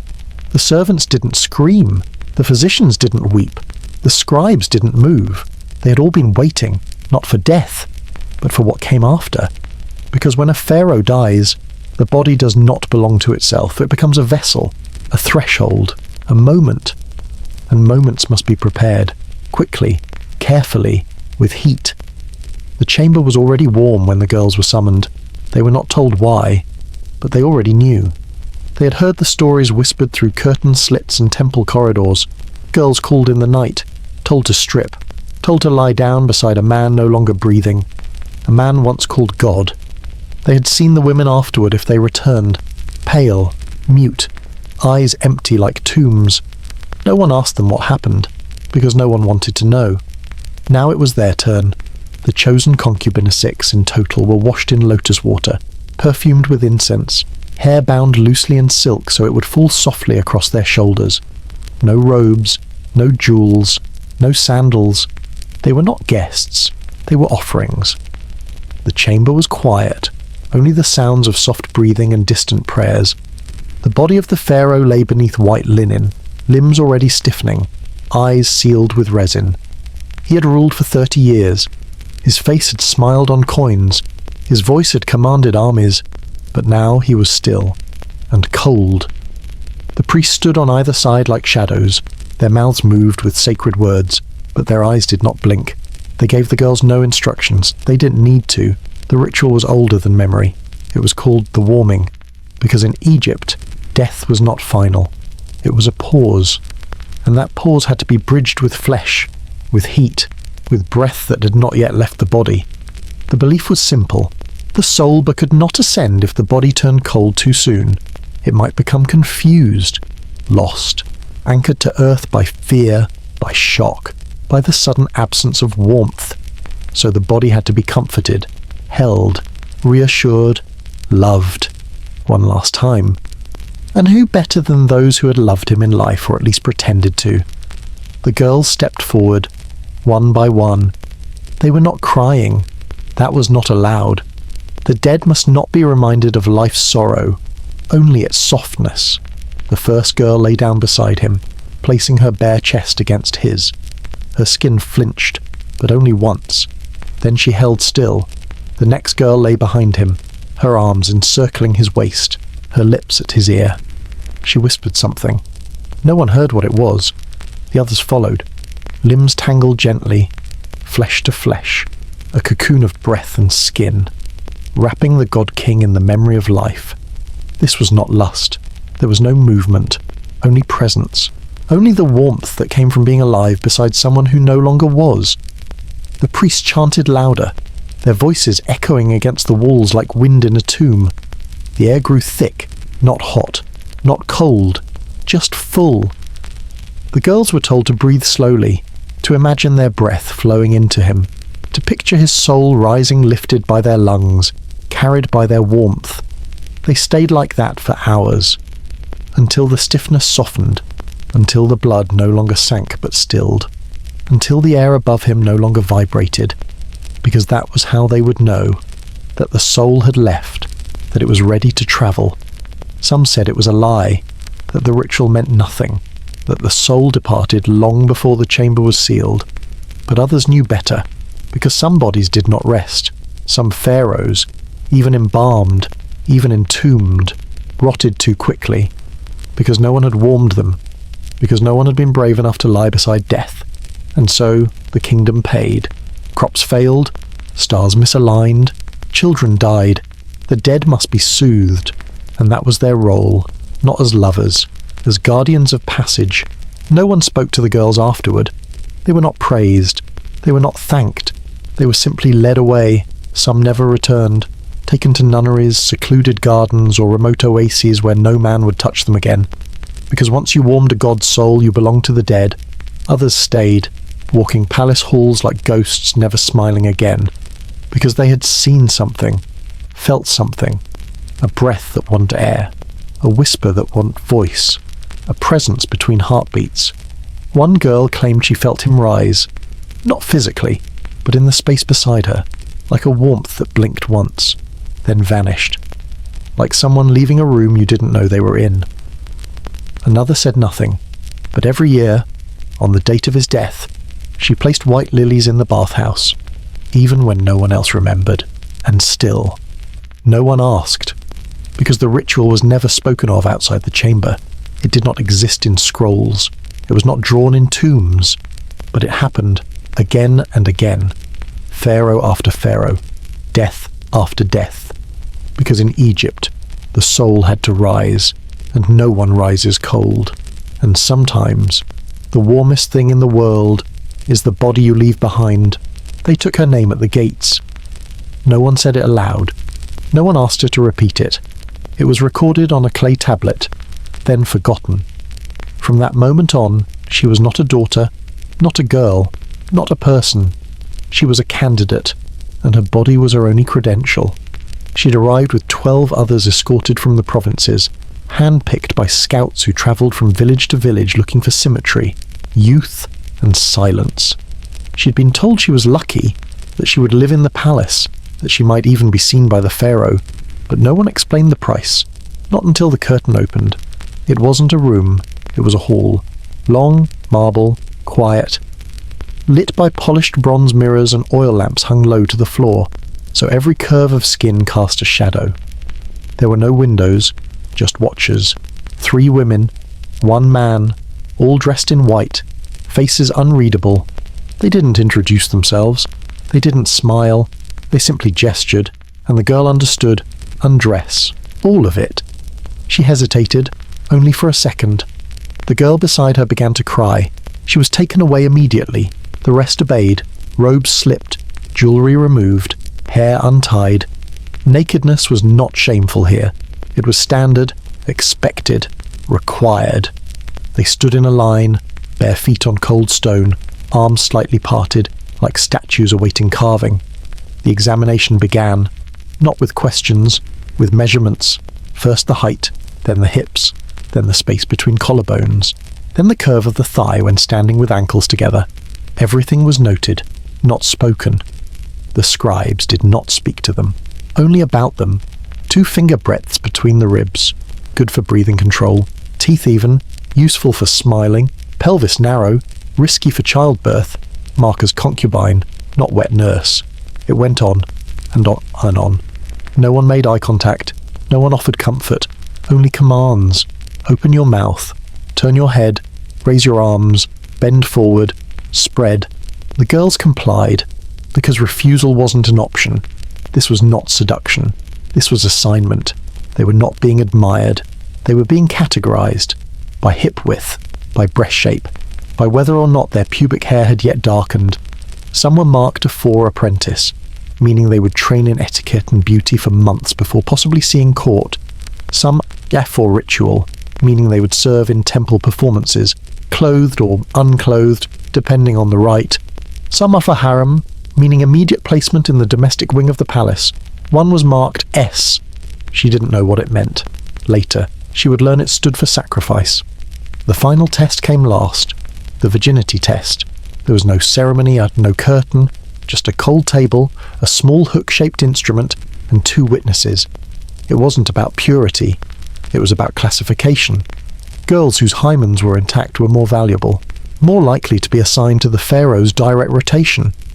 Girls whose bodies were too used were sent to the kitchens, or the linen houses, or quietly returned to their families, if they were lucky. Some didn't return. The test was painful, not because of what it confirmed, but because of how little it meant. The body was treated like fruit in the market, prodded, turned, stamped, and then placed in a basket. Except these baskets had rooms, and locks, and guards, and sometimes gods, but no one ever asked their names again. From that day forward, they were referred to by rank and number. 4th rank concubine, chamber B, 2 handmaid apprentice, bathhouse east. No one said that girl likes figs. No one remembered her mother sang to her when she was sick, only she has a symmetrical spine. That was what mattered. That was what stayed. And yet every year, more girls arrived. Because there were always mothers who believed this was the best future for a daughter, and always men willing to assign value to a womb. The pharaoh never attended the unveilings. He didn't have to. The system did it for him. By the time he saw them, they were polished, perfumed, obedient, perfect, just like he wanted, just like the gods demanded. But sometimes a girl remembered who she was. She would close her eyes at night and whisper her name under her breath. Just once. Just to hear it. Because if she didn't say it, it might disappear forever. And if it disappeared, she might too. Because in the palace, a girl was not a girl. She was potential until she failed. And when she failed, she wasn't punished. She was erased. But for now, she stood in the hallway, naked, measured, categorized. The curtain fell behind her, and her name was gone. He had not yet spoken a word, not since they shaved his head, not since they oiled his skin and painted his eyes with thick black coal, not since they wrapped his loins in ceremonial linen and walked him barefoot through the temple corridor, where the walls seemed to hum with the breath of gods. He was 17, and today he would become divine, not by prayer, not by sacrifice, but by the act of joining. The priests called it the binding of spirit. The scribes named it Zuet Necha, the divine coupling. But everyone else knew what it really was. A ritual of possession. A boy's body, signed into service with the only ink they trusted, flesh. He had trained for this. Years in the preschool. He knew the sacred texts, the chants, the secret names of the gods. But none of that mattered now. Because the ceremony ahead of him was not about learning. It was about surrender. And the woman waiting inside knew that better than anyone. She was not young. Her skin bore the map of decades spent beneath sacred oils and perfumed smoke. She was the high-hand maiden of Hathor, the goddess of pleasure, fertility, and wrath. And her task today was simple: to receive him, to break him open, to initiate the boy's body into the priesthood not with water or words but with herself. He would not speak during the act. That was the rule. He would kneel. He would obey, he would allow, and in allowing, he would awaken. So they said. The room was round, domed ceiling, no corners, no escape. Lamps flickered on stone shelves carved with lotus buds and eyes that never blinked. The woman sat in the centre, robed in scarlet, thighs parted beneath a veil so thin it might have been made of breath. She did not rise when he entered. She simply opened her arms, and the priests left. Silence closed in. The boy stood there, heart hammering, knees unsure. She didn't speak. She didn't smile. She just looked at him, as though measuring not his body, but his resistance. He was trained to obey. So he walked forward. He undressed slowly, folding the linen as he'd been taught. He approached, and then it began, not with tenderness, with precision. Her fingers moved like tools. Her breath was steady. She guided him, not with passion, but with practiced instruction. Here, she whispered. Now, do not close your eyes. He obeyed, because he believed, because they had told him this is how you awaken the God within, by being seen, by being entered, by leaving behind what you were before. But the God never came. Only shame, only skin, only the sound of ritual breath and the ache of being touched like an object. He did not feel divine. He felt hollow, and still it continued, because this was the system, and systems do not pause for discomfort. Afterwards, she wiped herself with linen scented in frankincense. He sat motionless, unsure if he should weep or bow. She said only one thing. It is done. Then she stood and left. No blessing, no welcome, no acknowledgement of what had just occurred, because in their eyes, it was not intimacy. It was a key. And now he had passed through. In the days that followed, he wore the new robes. He sat closer to the altar. He received respect from younger acolytes. But something inside him had shifted. Not awakened, broken. He would never speak of that day. No one did. Every priest had gone through it, and every priest pretended it was sacred. But some, in the dark, when alone, remembered the sound of her breath, the coldness of her thighs, the silence of the gods, because the gods never thanked them, only took. And they were told that this was holy, that this was the price. That divinity must be earned with the body. But even as they bowed before the statues, even as they lit the incense and whispered the prayers, a part of them wondered, Was it the gods who demanded this? Or was it the men? Was this truly about souls or simply control? No one dared ask, because to question the ritual was to question the priesthood, and to question the priesthood was death. So they continued, one boy after another, shaved, oiled, offered, touched, and told you were chosen, and they nodded, because it was better than the alternative, to be sent back, to be forgotten, to be nothing. At least this way, they mattered, even if only as a vessel, even if only for a moment. The ritual remained, unchanged, for centuries, passed from temple to temple, woman to boy, body to silence, and even now, in dusty scrolls tucked behind museum glass, you can find it, a drawing of a naked priest kneeling before the goddess, a phrase, when the flesh unites, the heavens open, but the heavens never opened.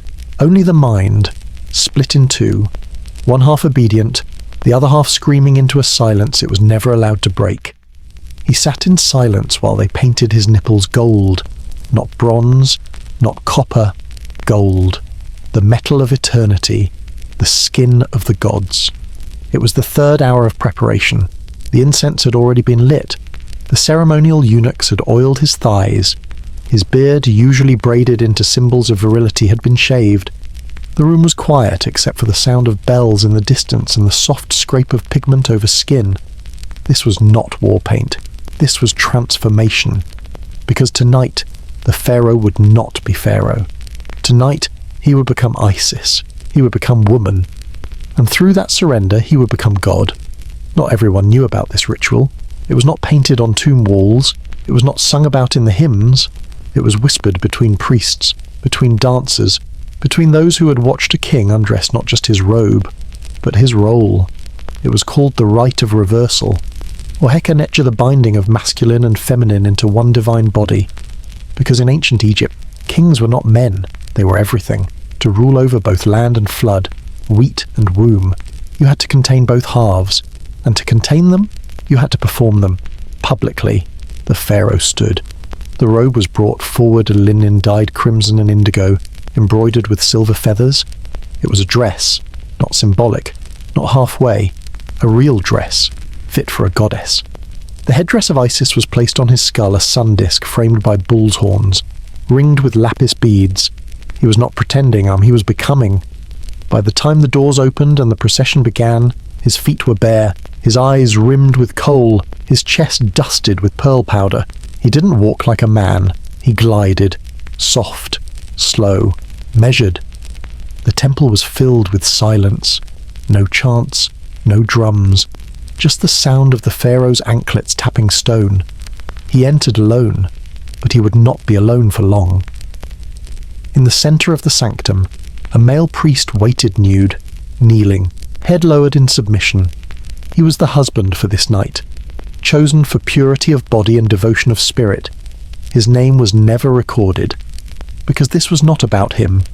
This was about the act, and what it unlocked. The pharaoh approached. Each step was symbolic. First, separation from self. Second, union with goddess. Third, transcendence. No one watched from the sides, but everyone was watching, through slits in the curtains, from the shadows of balcony, from behind gold-veined veils, because this moment was holy and terrible. The pharaoh reached the priest. He did not speak. He did not bless. He straddled and joined. It was not love-making. It was inscription. The goddess Isis, reborn in the flesh of the king, taking a man not for pleasure but to stamp divinity into the world, to seal the bridge between gods and humans. The movement was slow, reverent, terrifying, and when it was done, the pharaoh rose. He did not look at the priest. He did not look at the floor. He looked upward, as if waiting for something to descend, a presence, a wind, a sign that he had succeeded, that he had become more than man, that he had become God. But the gods say nothing. They only watch, and the watching was enough. The pharaoh returned to his chambers still wearing the robe. He would not speak for the rest of the night, because silence was part of the ritual. Words belonged to men. But tonight, he was goddess, and goddesses don't explain. They exist. By morning, his masculine dress would return. The crown, the beard, the war posture, the staff of command. But something lingered. Not shame, not confusion, a haunting. Because to step into another self even briefly is to risk never fully returning, and those who saw him that night would never forget. Because once you've seen your king become your queen, you see the throne differently. You understand that power is not held, it is performed, that the body is not fixed, it is theatre, that rulership, at its highest level, is surrender. Because if a man can become a goddess and still be pharaoh, then maybe gods are not what we thought. Maybe they're not above us. Maybe they're inside us, split, waiting, watching, shifting. And when the king sleeps that night, he dreams not of battles, not of taxes, not of grain, but of soft silk clinging to his chest, of cool stone beneath painted feet, of a voice that is not his whispering, endlessly, "You are not one thing, you are all things." And for just one night he believes it. The guards did not follow him. No one did. Because once the pharaoh crossed the stone threshold, he was not a man. He was a vessel, a key. And what waited beneath the temple floors did not require an escort. It required belief. The stairway descended in silence. He carried no torch, no offering, only himself, naked. Save for the golden sash wound tight across his hips, strip of linen woven with hair from the royal dead, hair pulled from skulls that had not seen the sun in centuries. Each step echoed like breath held too long. The air grew colder, but not empty, thicker, full of dust, yes, but also presence, because this was not a tomb, not to him, it was a throat, and he was climbing down into the belly of the ancestors. They called it Senetank, the game of life, but no one played it with dice, only with the body. The ritual was ancient, forbidden in some dynasties, whispered about in others. Only the high priest and the king knew when it would be performed, and when it was, the dead listened.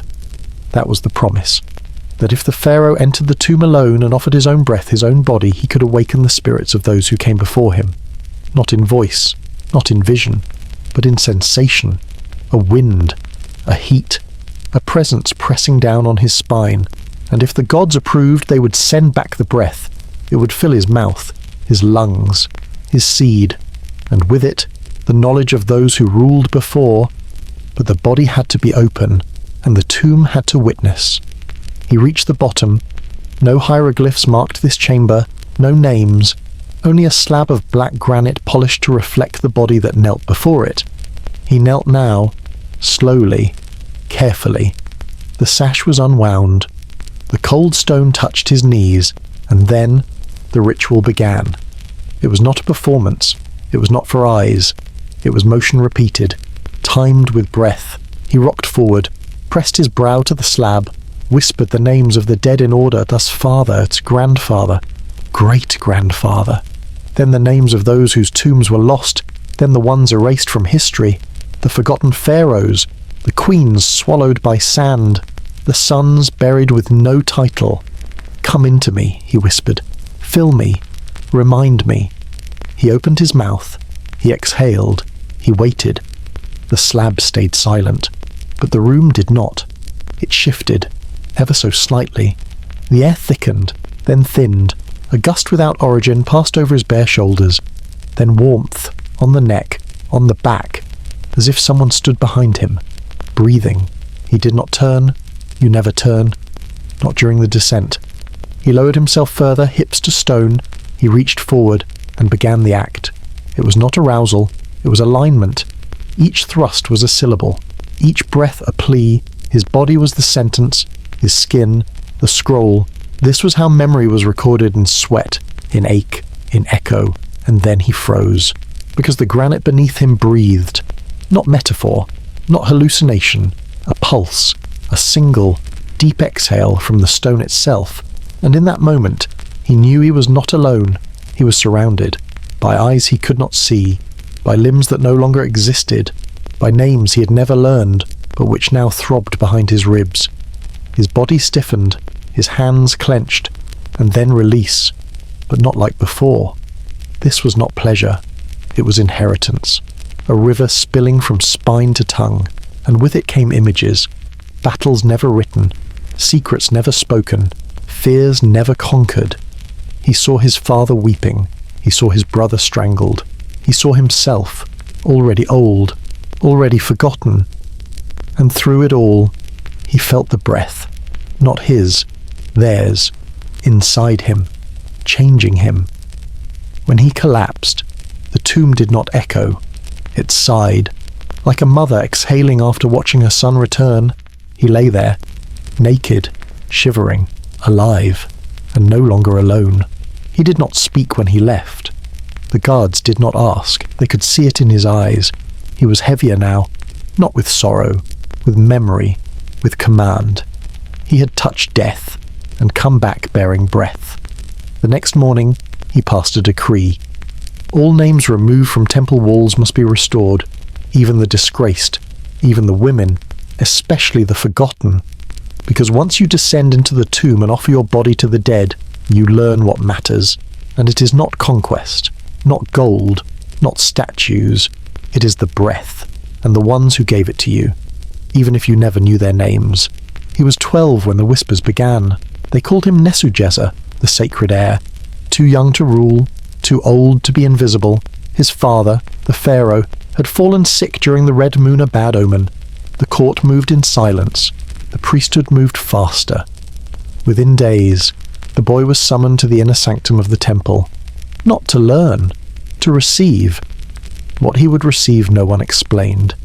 They told him it was necessary, that every king must endure it, that this was how presents passed from one reign to the next, not through coronation, but through contact.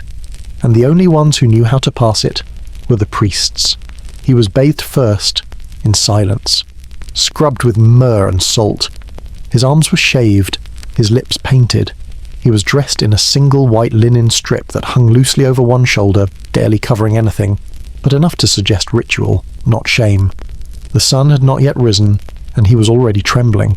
The high priest was waiting, and he was old, much older than the boy had expected. His body was thin but upright like a column that had never cracked, no matter how many storms passed through. He wore no crown, only a necklace of carved onyx beads that reached his navel. When the boy entered, he was not greeted, he was inspected. Eyes trailed his chest, his thighs, his breath, not with lust, with calculation. This was not pleasure, this was protocol. He was told to kneel. He did, then lie down. He obeyed. The slab was cold, but that wasn't what made him shiver. It was the knowledge that this had happened before, that his father had once lain here, and perhaps his grandfather too, and that someday, if he lived long enough, he would be the one standing above a trembling boy, performing this same act. That was the truth they never told in the stories. Kings don't just inherit power, they absorb it, through skin, through submission, through silence. The priest laid a palm on the boy's chest, then the stomach, then lower. It was not aggressive, it was slow, ceremonial. Every touch was accompanied by a whisper, but the words were not for the boy, they were for the gods, or perhaps for the dead. No one knew. The priest leaned close. His breath was warm. He spoke a single phrase into the boy's ear, "You are not yours anymore." And then the bodywork began. The boy was still. He had been trained not to flinch. He had been told to think of the Nile, of the stars, of the grain in his hands. But no matter what image he conjured, the feeling remained. Foreign, heavy. He was not penetrated, but he was claimed, not as a son, not as a student, as a vessel. He did not cry. Tears were not permitted, they would blur the ritual markings on his cheeks. So he stared upward, eyes open, jaw clenched, body soft. The entire rite took 7 minutes. That was the law. 7 minutes for the transfer. 7 minutes for the priest to press presence into the new king. 7 minutes that would not be recorded on any scroll, but never forgotten by the one who received it. When it was done, the priest stepped back. He made a single cut on the boy's inner thigh with a golden blade. The wound was small, but it bled, and the priest whispered, "It is accepted." No crown was placed, no music played, just the quiet seal of blood drying on stone. The boy rose, slowly, dizzily. Something inside him had shifted, not grown, not matured. just shifted, like a door had opened where there had once been a wall. The guards outside looked at him differently. They bowed lower. The scribes began calling him Majesty, and no one, not his mother, not his tutors, not even the palace slaves, ever mentioned what had happened. It had no name, no term, only a gesture, a slight press of fingers to the stomach, then to the mouth, then to the groin. It meant he has been passed. Years later, when the boy became a man and the man became pharaoh, he would repeat the rite. He would walk the same corridor, bathe in the same myrrh, wait behind the same curtain, this time, not as the recipient, but as the one who passes presents. And when the new heir came boy, no older than he had been, he would speak the same words, "You are not yours anymore," and then place his hands on the trembling chest. And remember how it had felt. Remember what he had wanted to forget, and still he would do it. Because it was the law. Because it was the path. Because the gods demanded it. Or so they said. He would never speak of it again. But sometimes, in sleep, the breath of the priest would return, not as punishment, as memory, and memory, in Egypt, was a kind of god, a silent god, with cold hands, practiced stillness, learned how to breathe shallow, learned how to blink less. Because when the time came, they had to appear ready, unafraid, and willing. Even when they weren't, there were always 12. One for each hour of the underworld the king would pass through. They were dressed in sheer white, no gold, no paint, just linen, and silence. The burial chamber was prepared, not beside the king. That honor was for his generals, his high priests, his most beloved queen.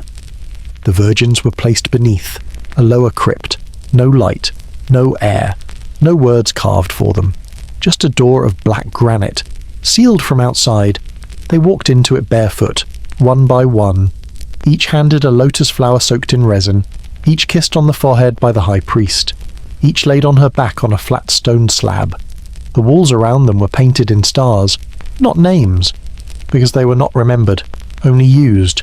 They were not sedated, no poison, no knife, no fast end. The sealing took place while they were still breathing. The priest whispered the final words, "Your breath is his." Then the door was lowered, and the sound was gone.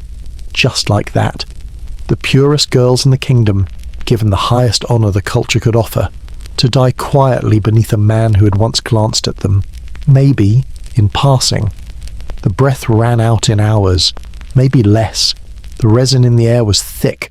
Some clawed the walls, some prayed, some simply lay still, obedient until the final muscle gave out.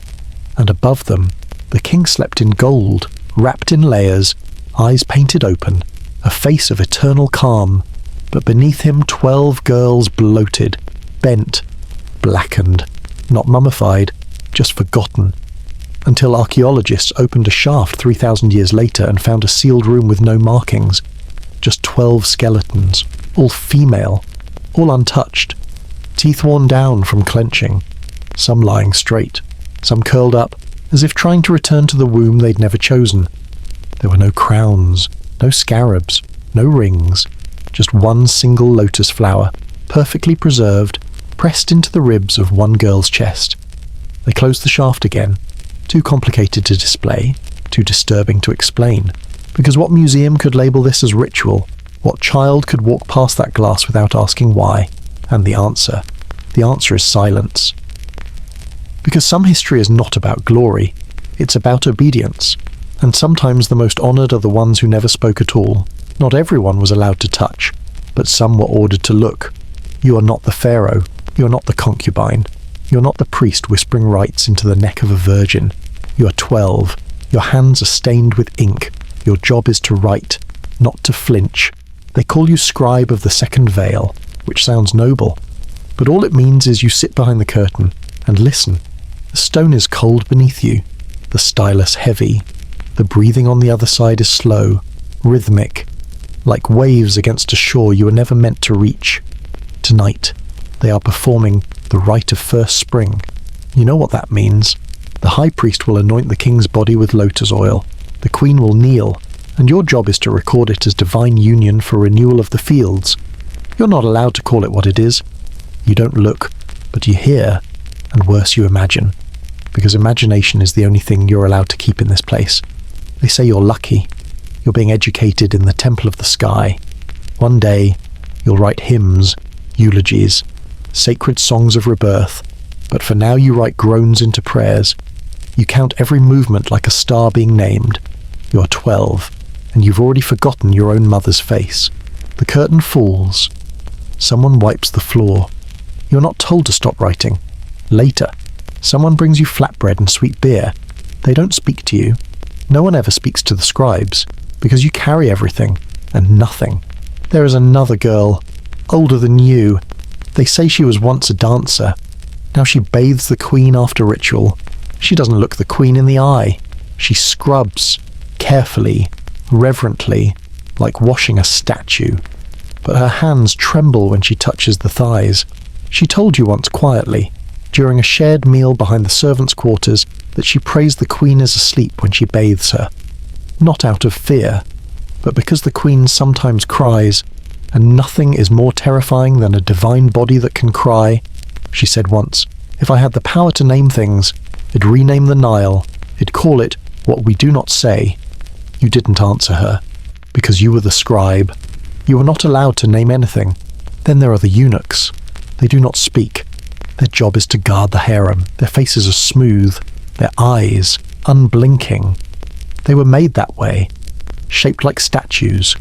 Without desire, they're considered safe, clean, fit to guard those the pharaoh might one day enter. But sometimes you catch them watching too long, not with lust, but with hunger. The hunger of someone who remembers what he used to be and wonders whether forgetting was worth the silence. There are the mothers, the ones who bring their daughters to the temple, dressed in gold thread, hair oiled, eyes lined in kohl. They do not speak to their daughters. They do not cry. They kiss their daughters on the forehead and bow not to the child, but to the priest who takes her hand. It is a great honor, they say, to offer your child to the divine. But one mother, an old one, with skin like burnt clay and eyes the color of wet ash, stood outside the inner gate for hours after the door closed. She didn't speak. She didn't pray. She just stood, listening. You wrote that down, even though no one asked you to. And still, you sit, behind the curtain, behind the marble, behind the god. You write the things no one wants to read. You write them as beauty, as renewal, as divine obedience. But you know the real prayer is not what's said aloud. It's what happens when the breathing changes, when the hand shakes, when the curtain flutters, when no one claps. You are the one who watches. You are trained to, and you are not the only one. Not all acts are sacred.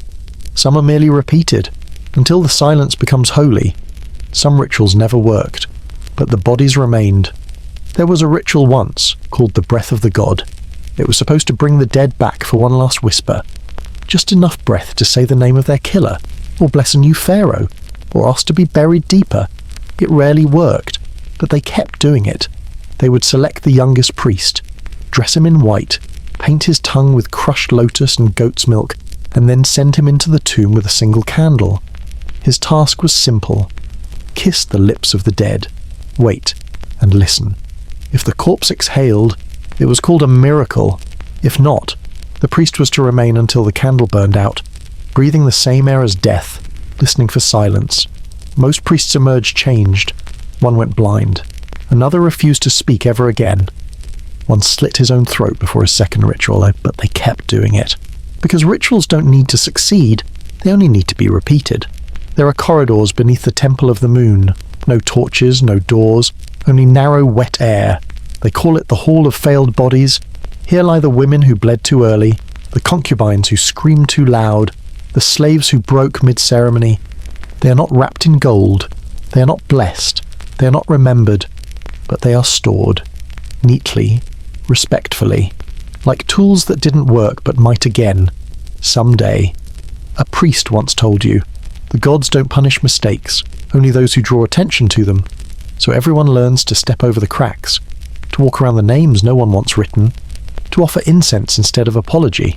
In one rite, a noblewoman was chosen to host the bull.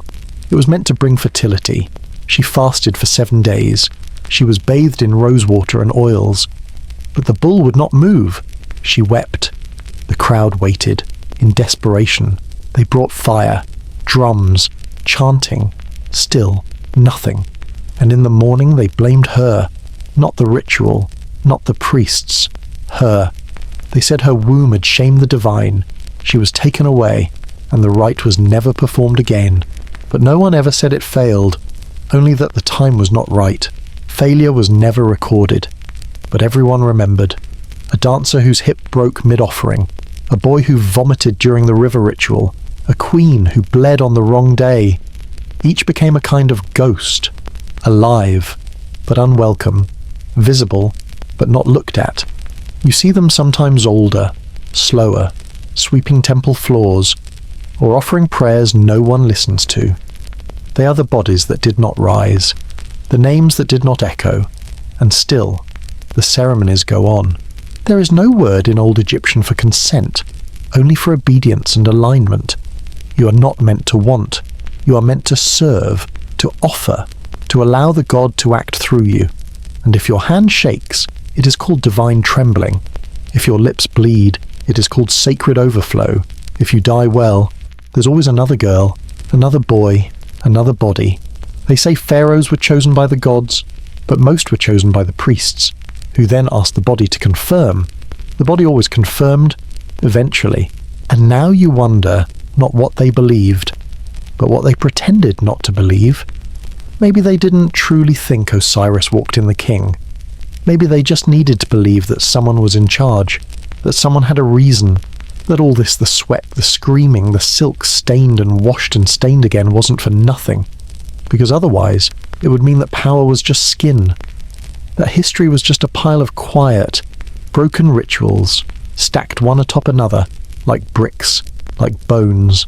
Some bodies are never found, but you can still feel where they once lay. And so we end not with triumph, not with ceremony, but with a sealed door, a room no one visits, a truth too quiet to teach. In ancient Egypt, being pure meant being useful, and being useful meant being gone. If you enjoyed this kind of slow, strange history, please like and subscribe, only if it helps you sleep. Drop a comment and let me know where in the world you're listening from and at what time. It always humbles me to know these forgotten voices are echoing softly across your rooms, because maybe tonight one of those silent girls is remembered, just for a few minutes, before the dream pulls you under too. Good night. Not every civilization carved their gods from stone. Some carved them from skin. Ancient Egypt was not ashamed of desire. It didn't hide touch behind curtains. It raised it onto altars. Here, the act of union was not private. It was performance. It was protocol. It was power. They didn't avoid the body, they orchestrated it. They choreographed every sigh, every motion, every stillness into a ritual, and the result was a civilization that believed the body could summon rain, could awaken the dead, could transfer kingdoms, could keep gods alive. The pharaoh wasn't just a man, he was a symbol. And symbols had to be touched, painted, penetrated, sacrificed, and imitated. In gold, in flesh, in silence. The queens bathed in blood not to be beautiful, but to be eternal. The virgins were buried not to serve, but to symbolize service. And the children of kings were wed to their fathers so that the bloodline would never forget its origin itself. We often imagine ancient Egypt as grand, as golden, as eternal, but at its core was something much colder, control. They didn't worship chaos, they feared it, and every ceremony, every moan in the temple, every trembling priest beneath the painted ceiling was an act of order. They turned longing into law, they made obedience erotic. They took the mess of human want and embalmed it in ritual, until even the most intimate moment became part of the state. Sex wasn't pleasure. It was architecture, a system, a spell, a sentence etched in muscle and motion. They made the body the language, because words fade, but bones last. Perfume fades, but linen remembers. And maybe, just maybe, they didn't believe in gods at all. Not really. Maybe they believed in rules, in rhythm, in legacy, and the gods. The gods were just reflections, masks for a truth too disturbing to say aloud. that there is power in silence, that there is loyalty in suffering, that to be remembered, you must be used, to be sacred, you must be touched, and to rule the land of the living, you must first become a symbol for the dead. So if tonight's story unsettled you, good, it was supposed to. Because history doesn't just live in books or ruins. Sometimes it lives in the quiet between two people, in the pressure of a hand, in the breath before the blade, in the silence of a sealed tomb. Thank you for listening. If this helped you fall asleep or helped you feel something, please like and subscribe, only if you truly want to, and leave a comment with where and when you're watching from. It always amazes me to see these ancient ghosts drift through modern rooms. Good night, and may the stone never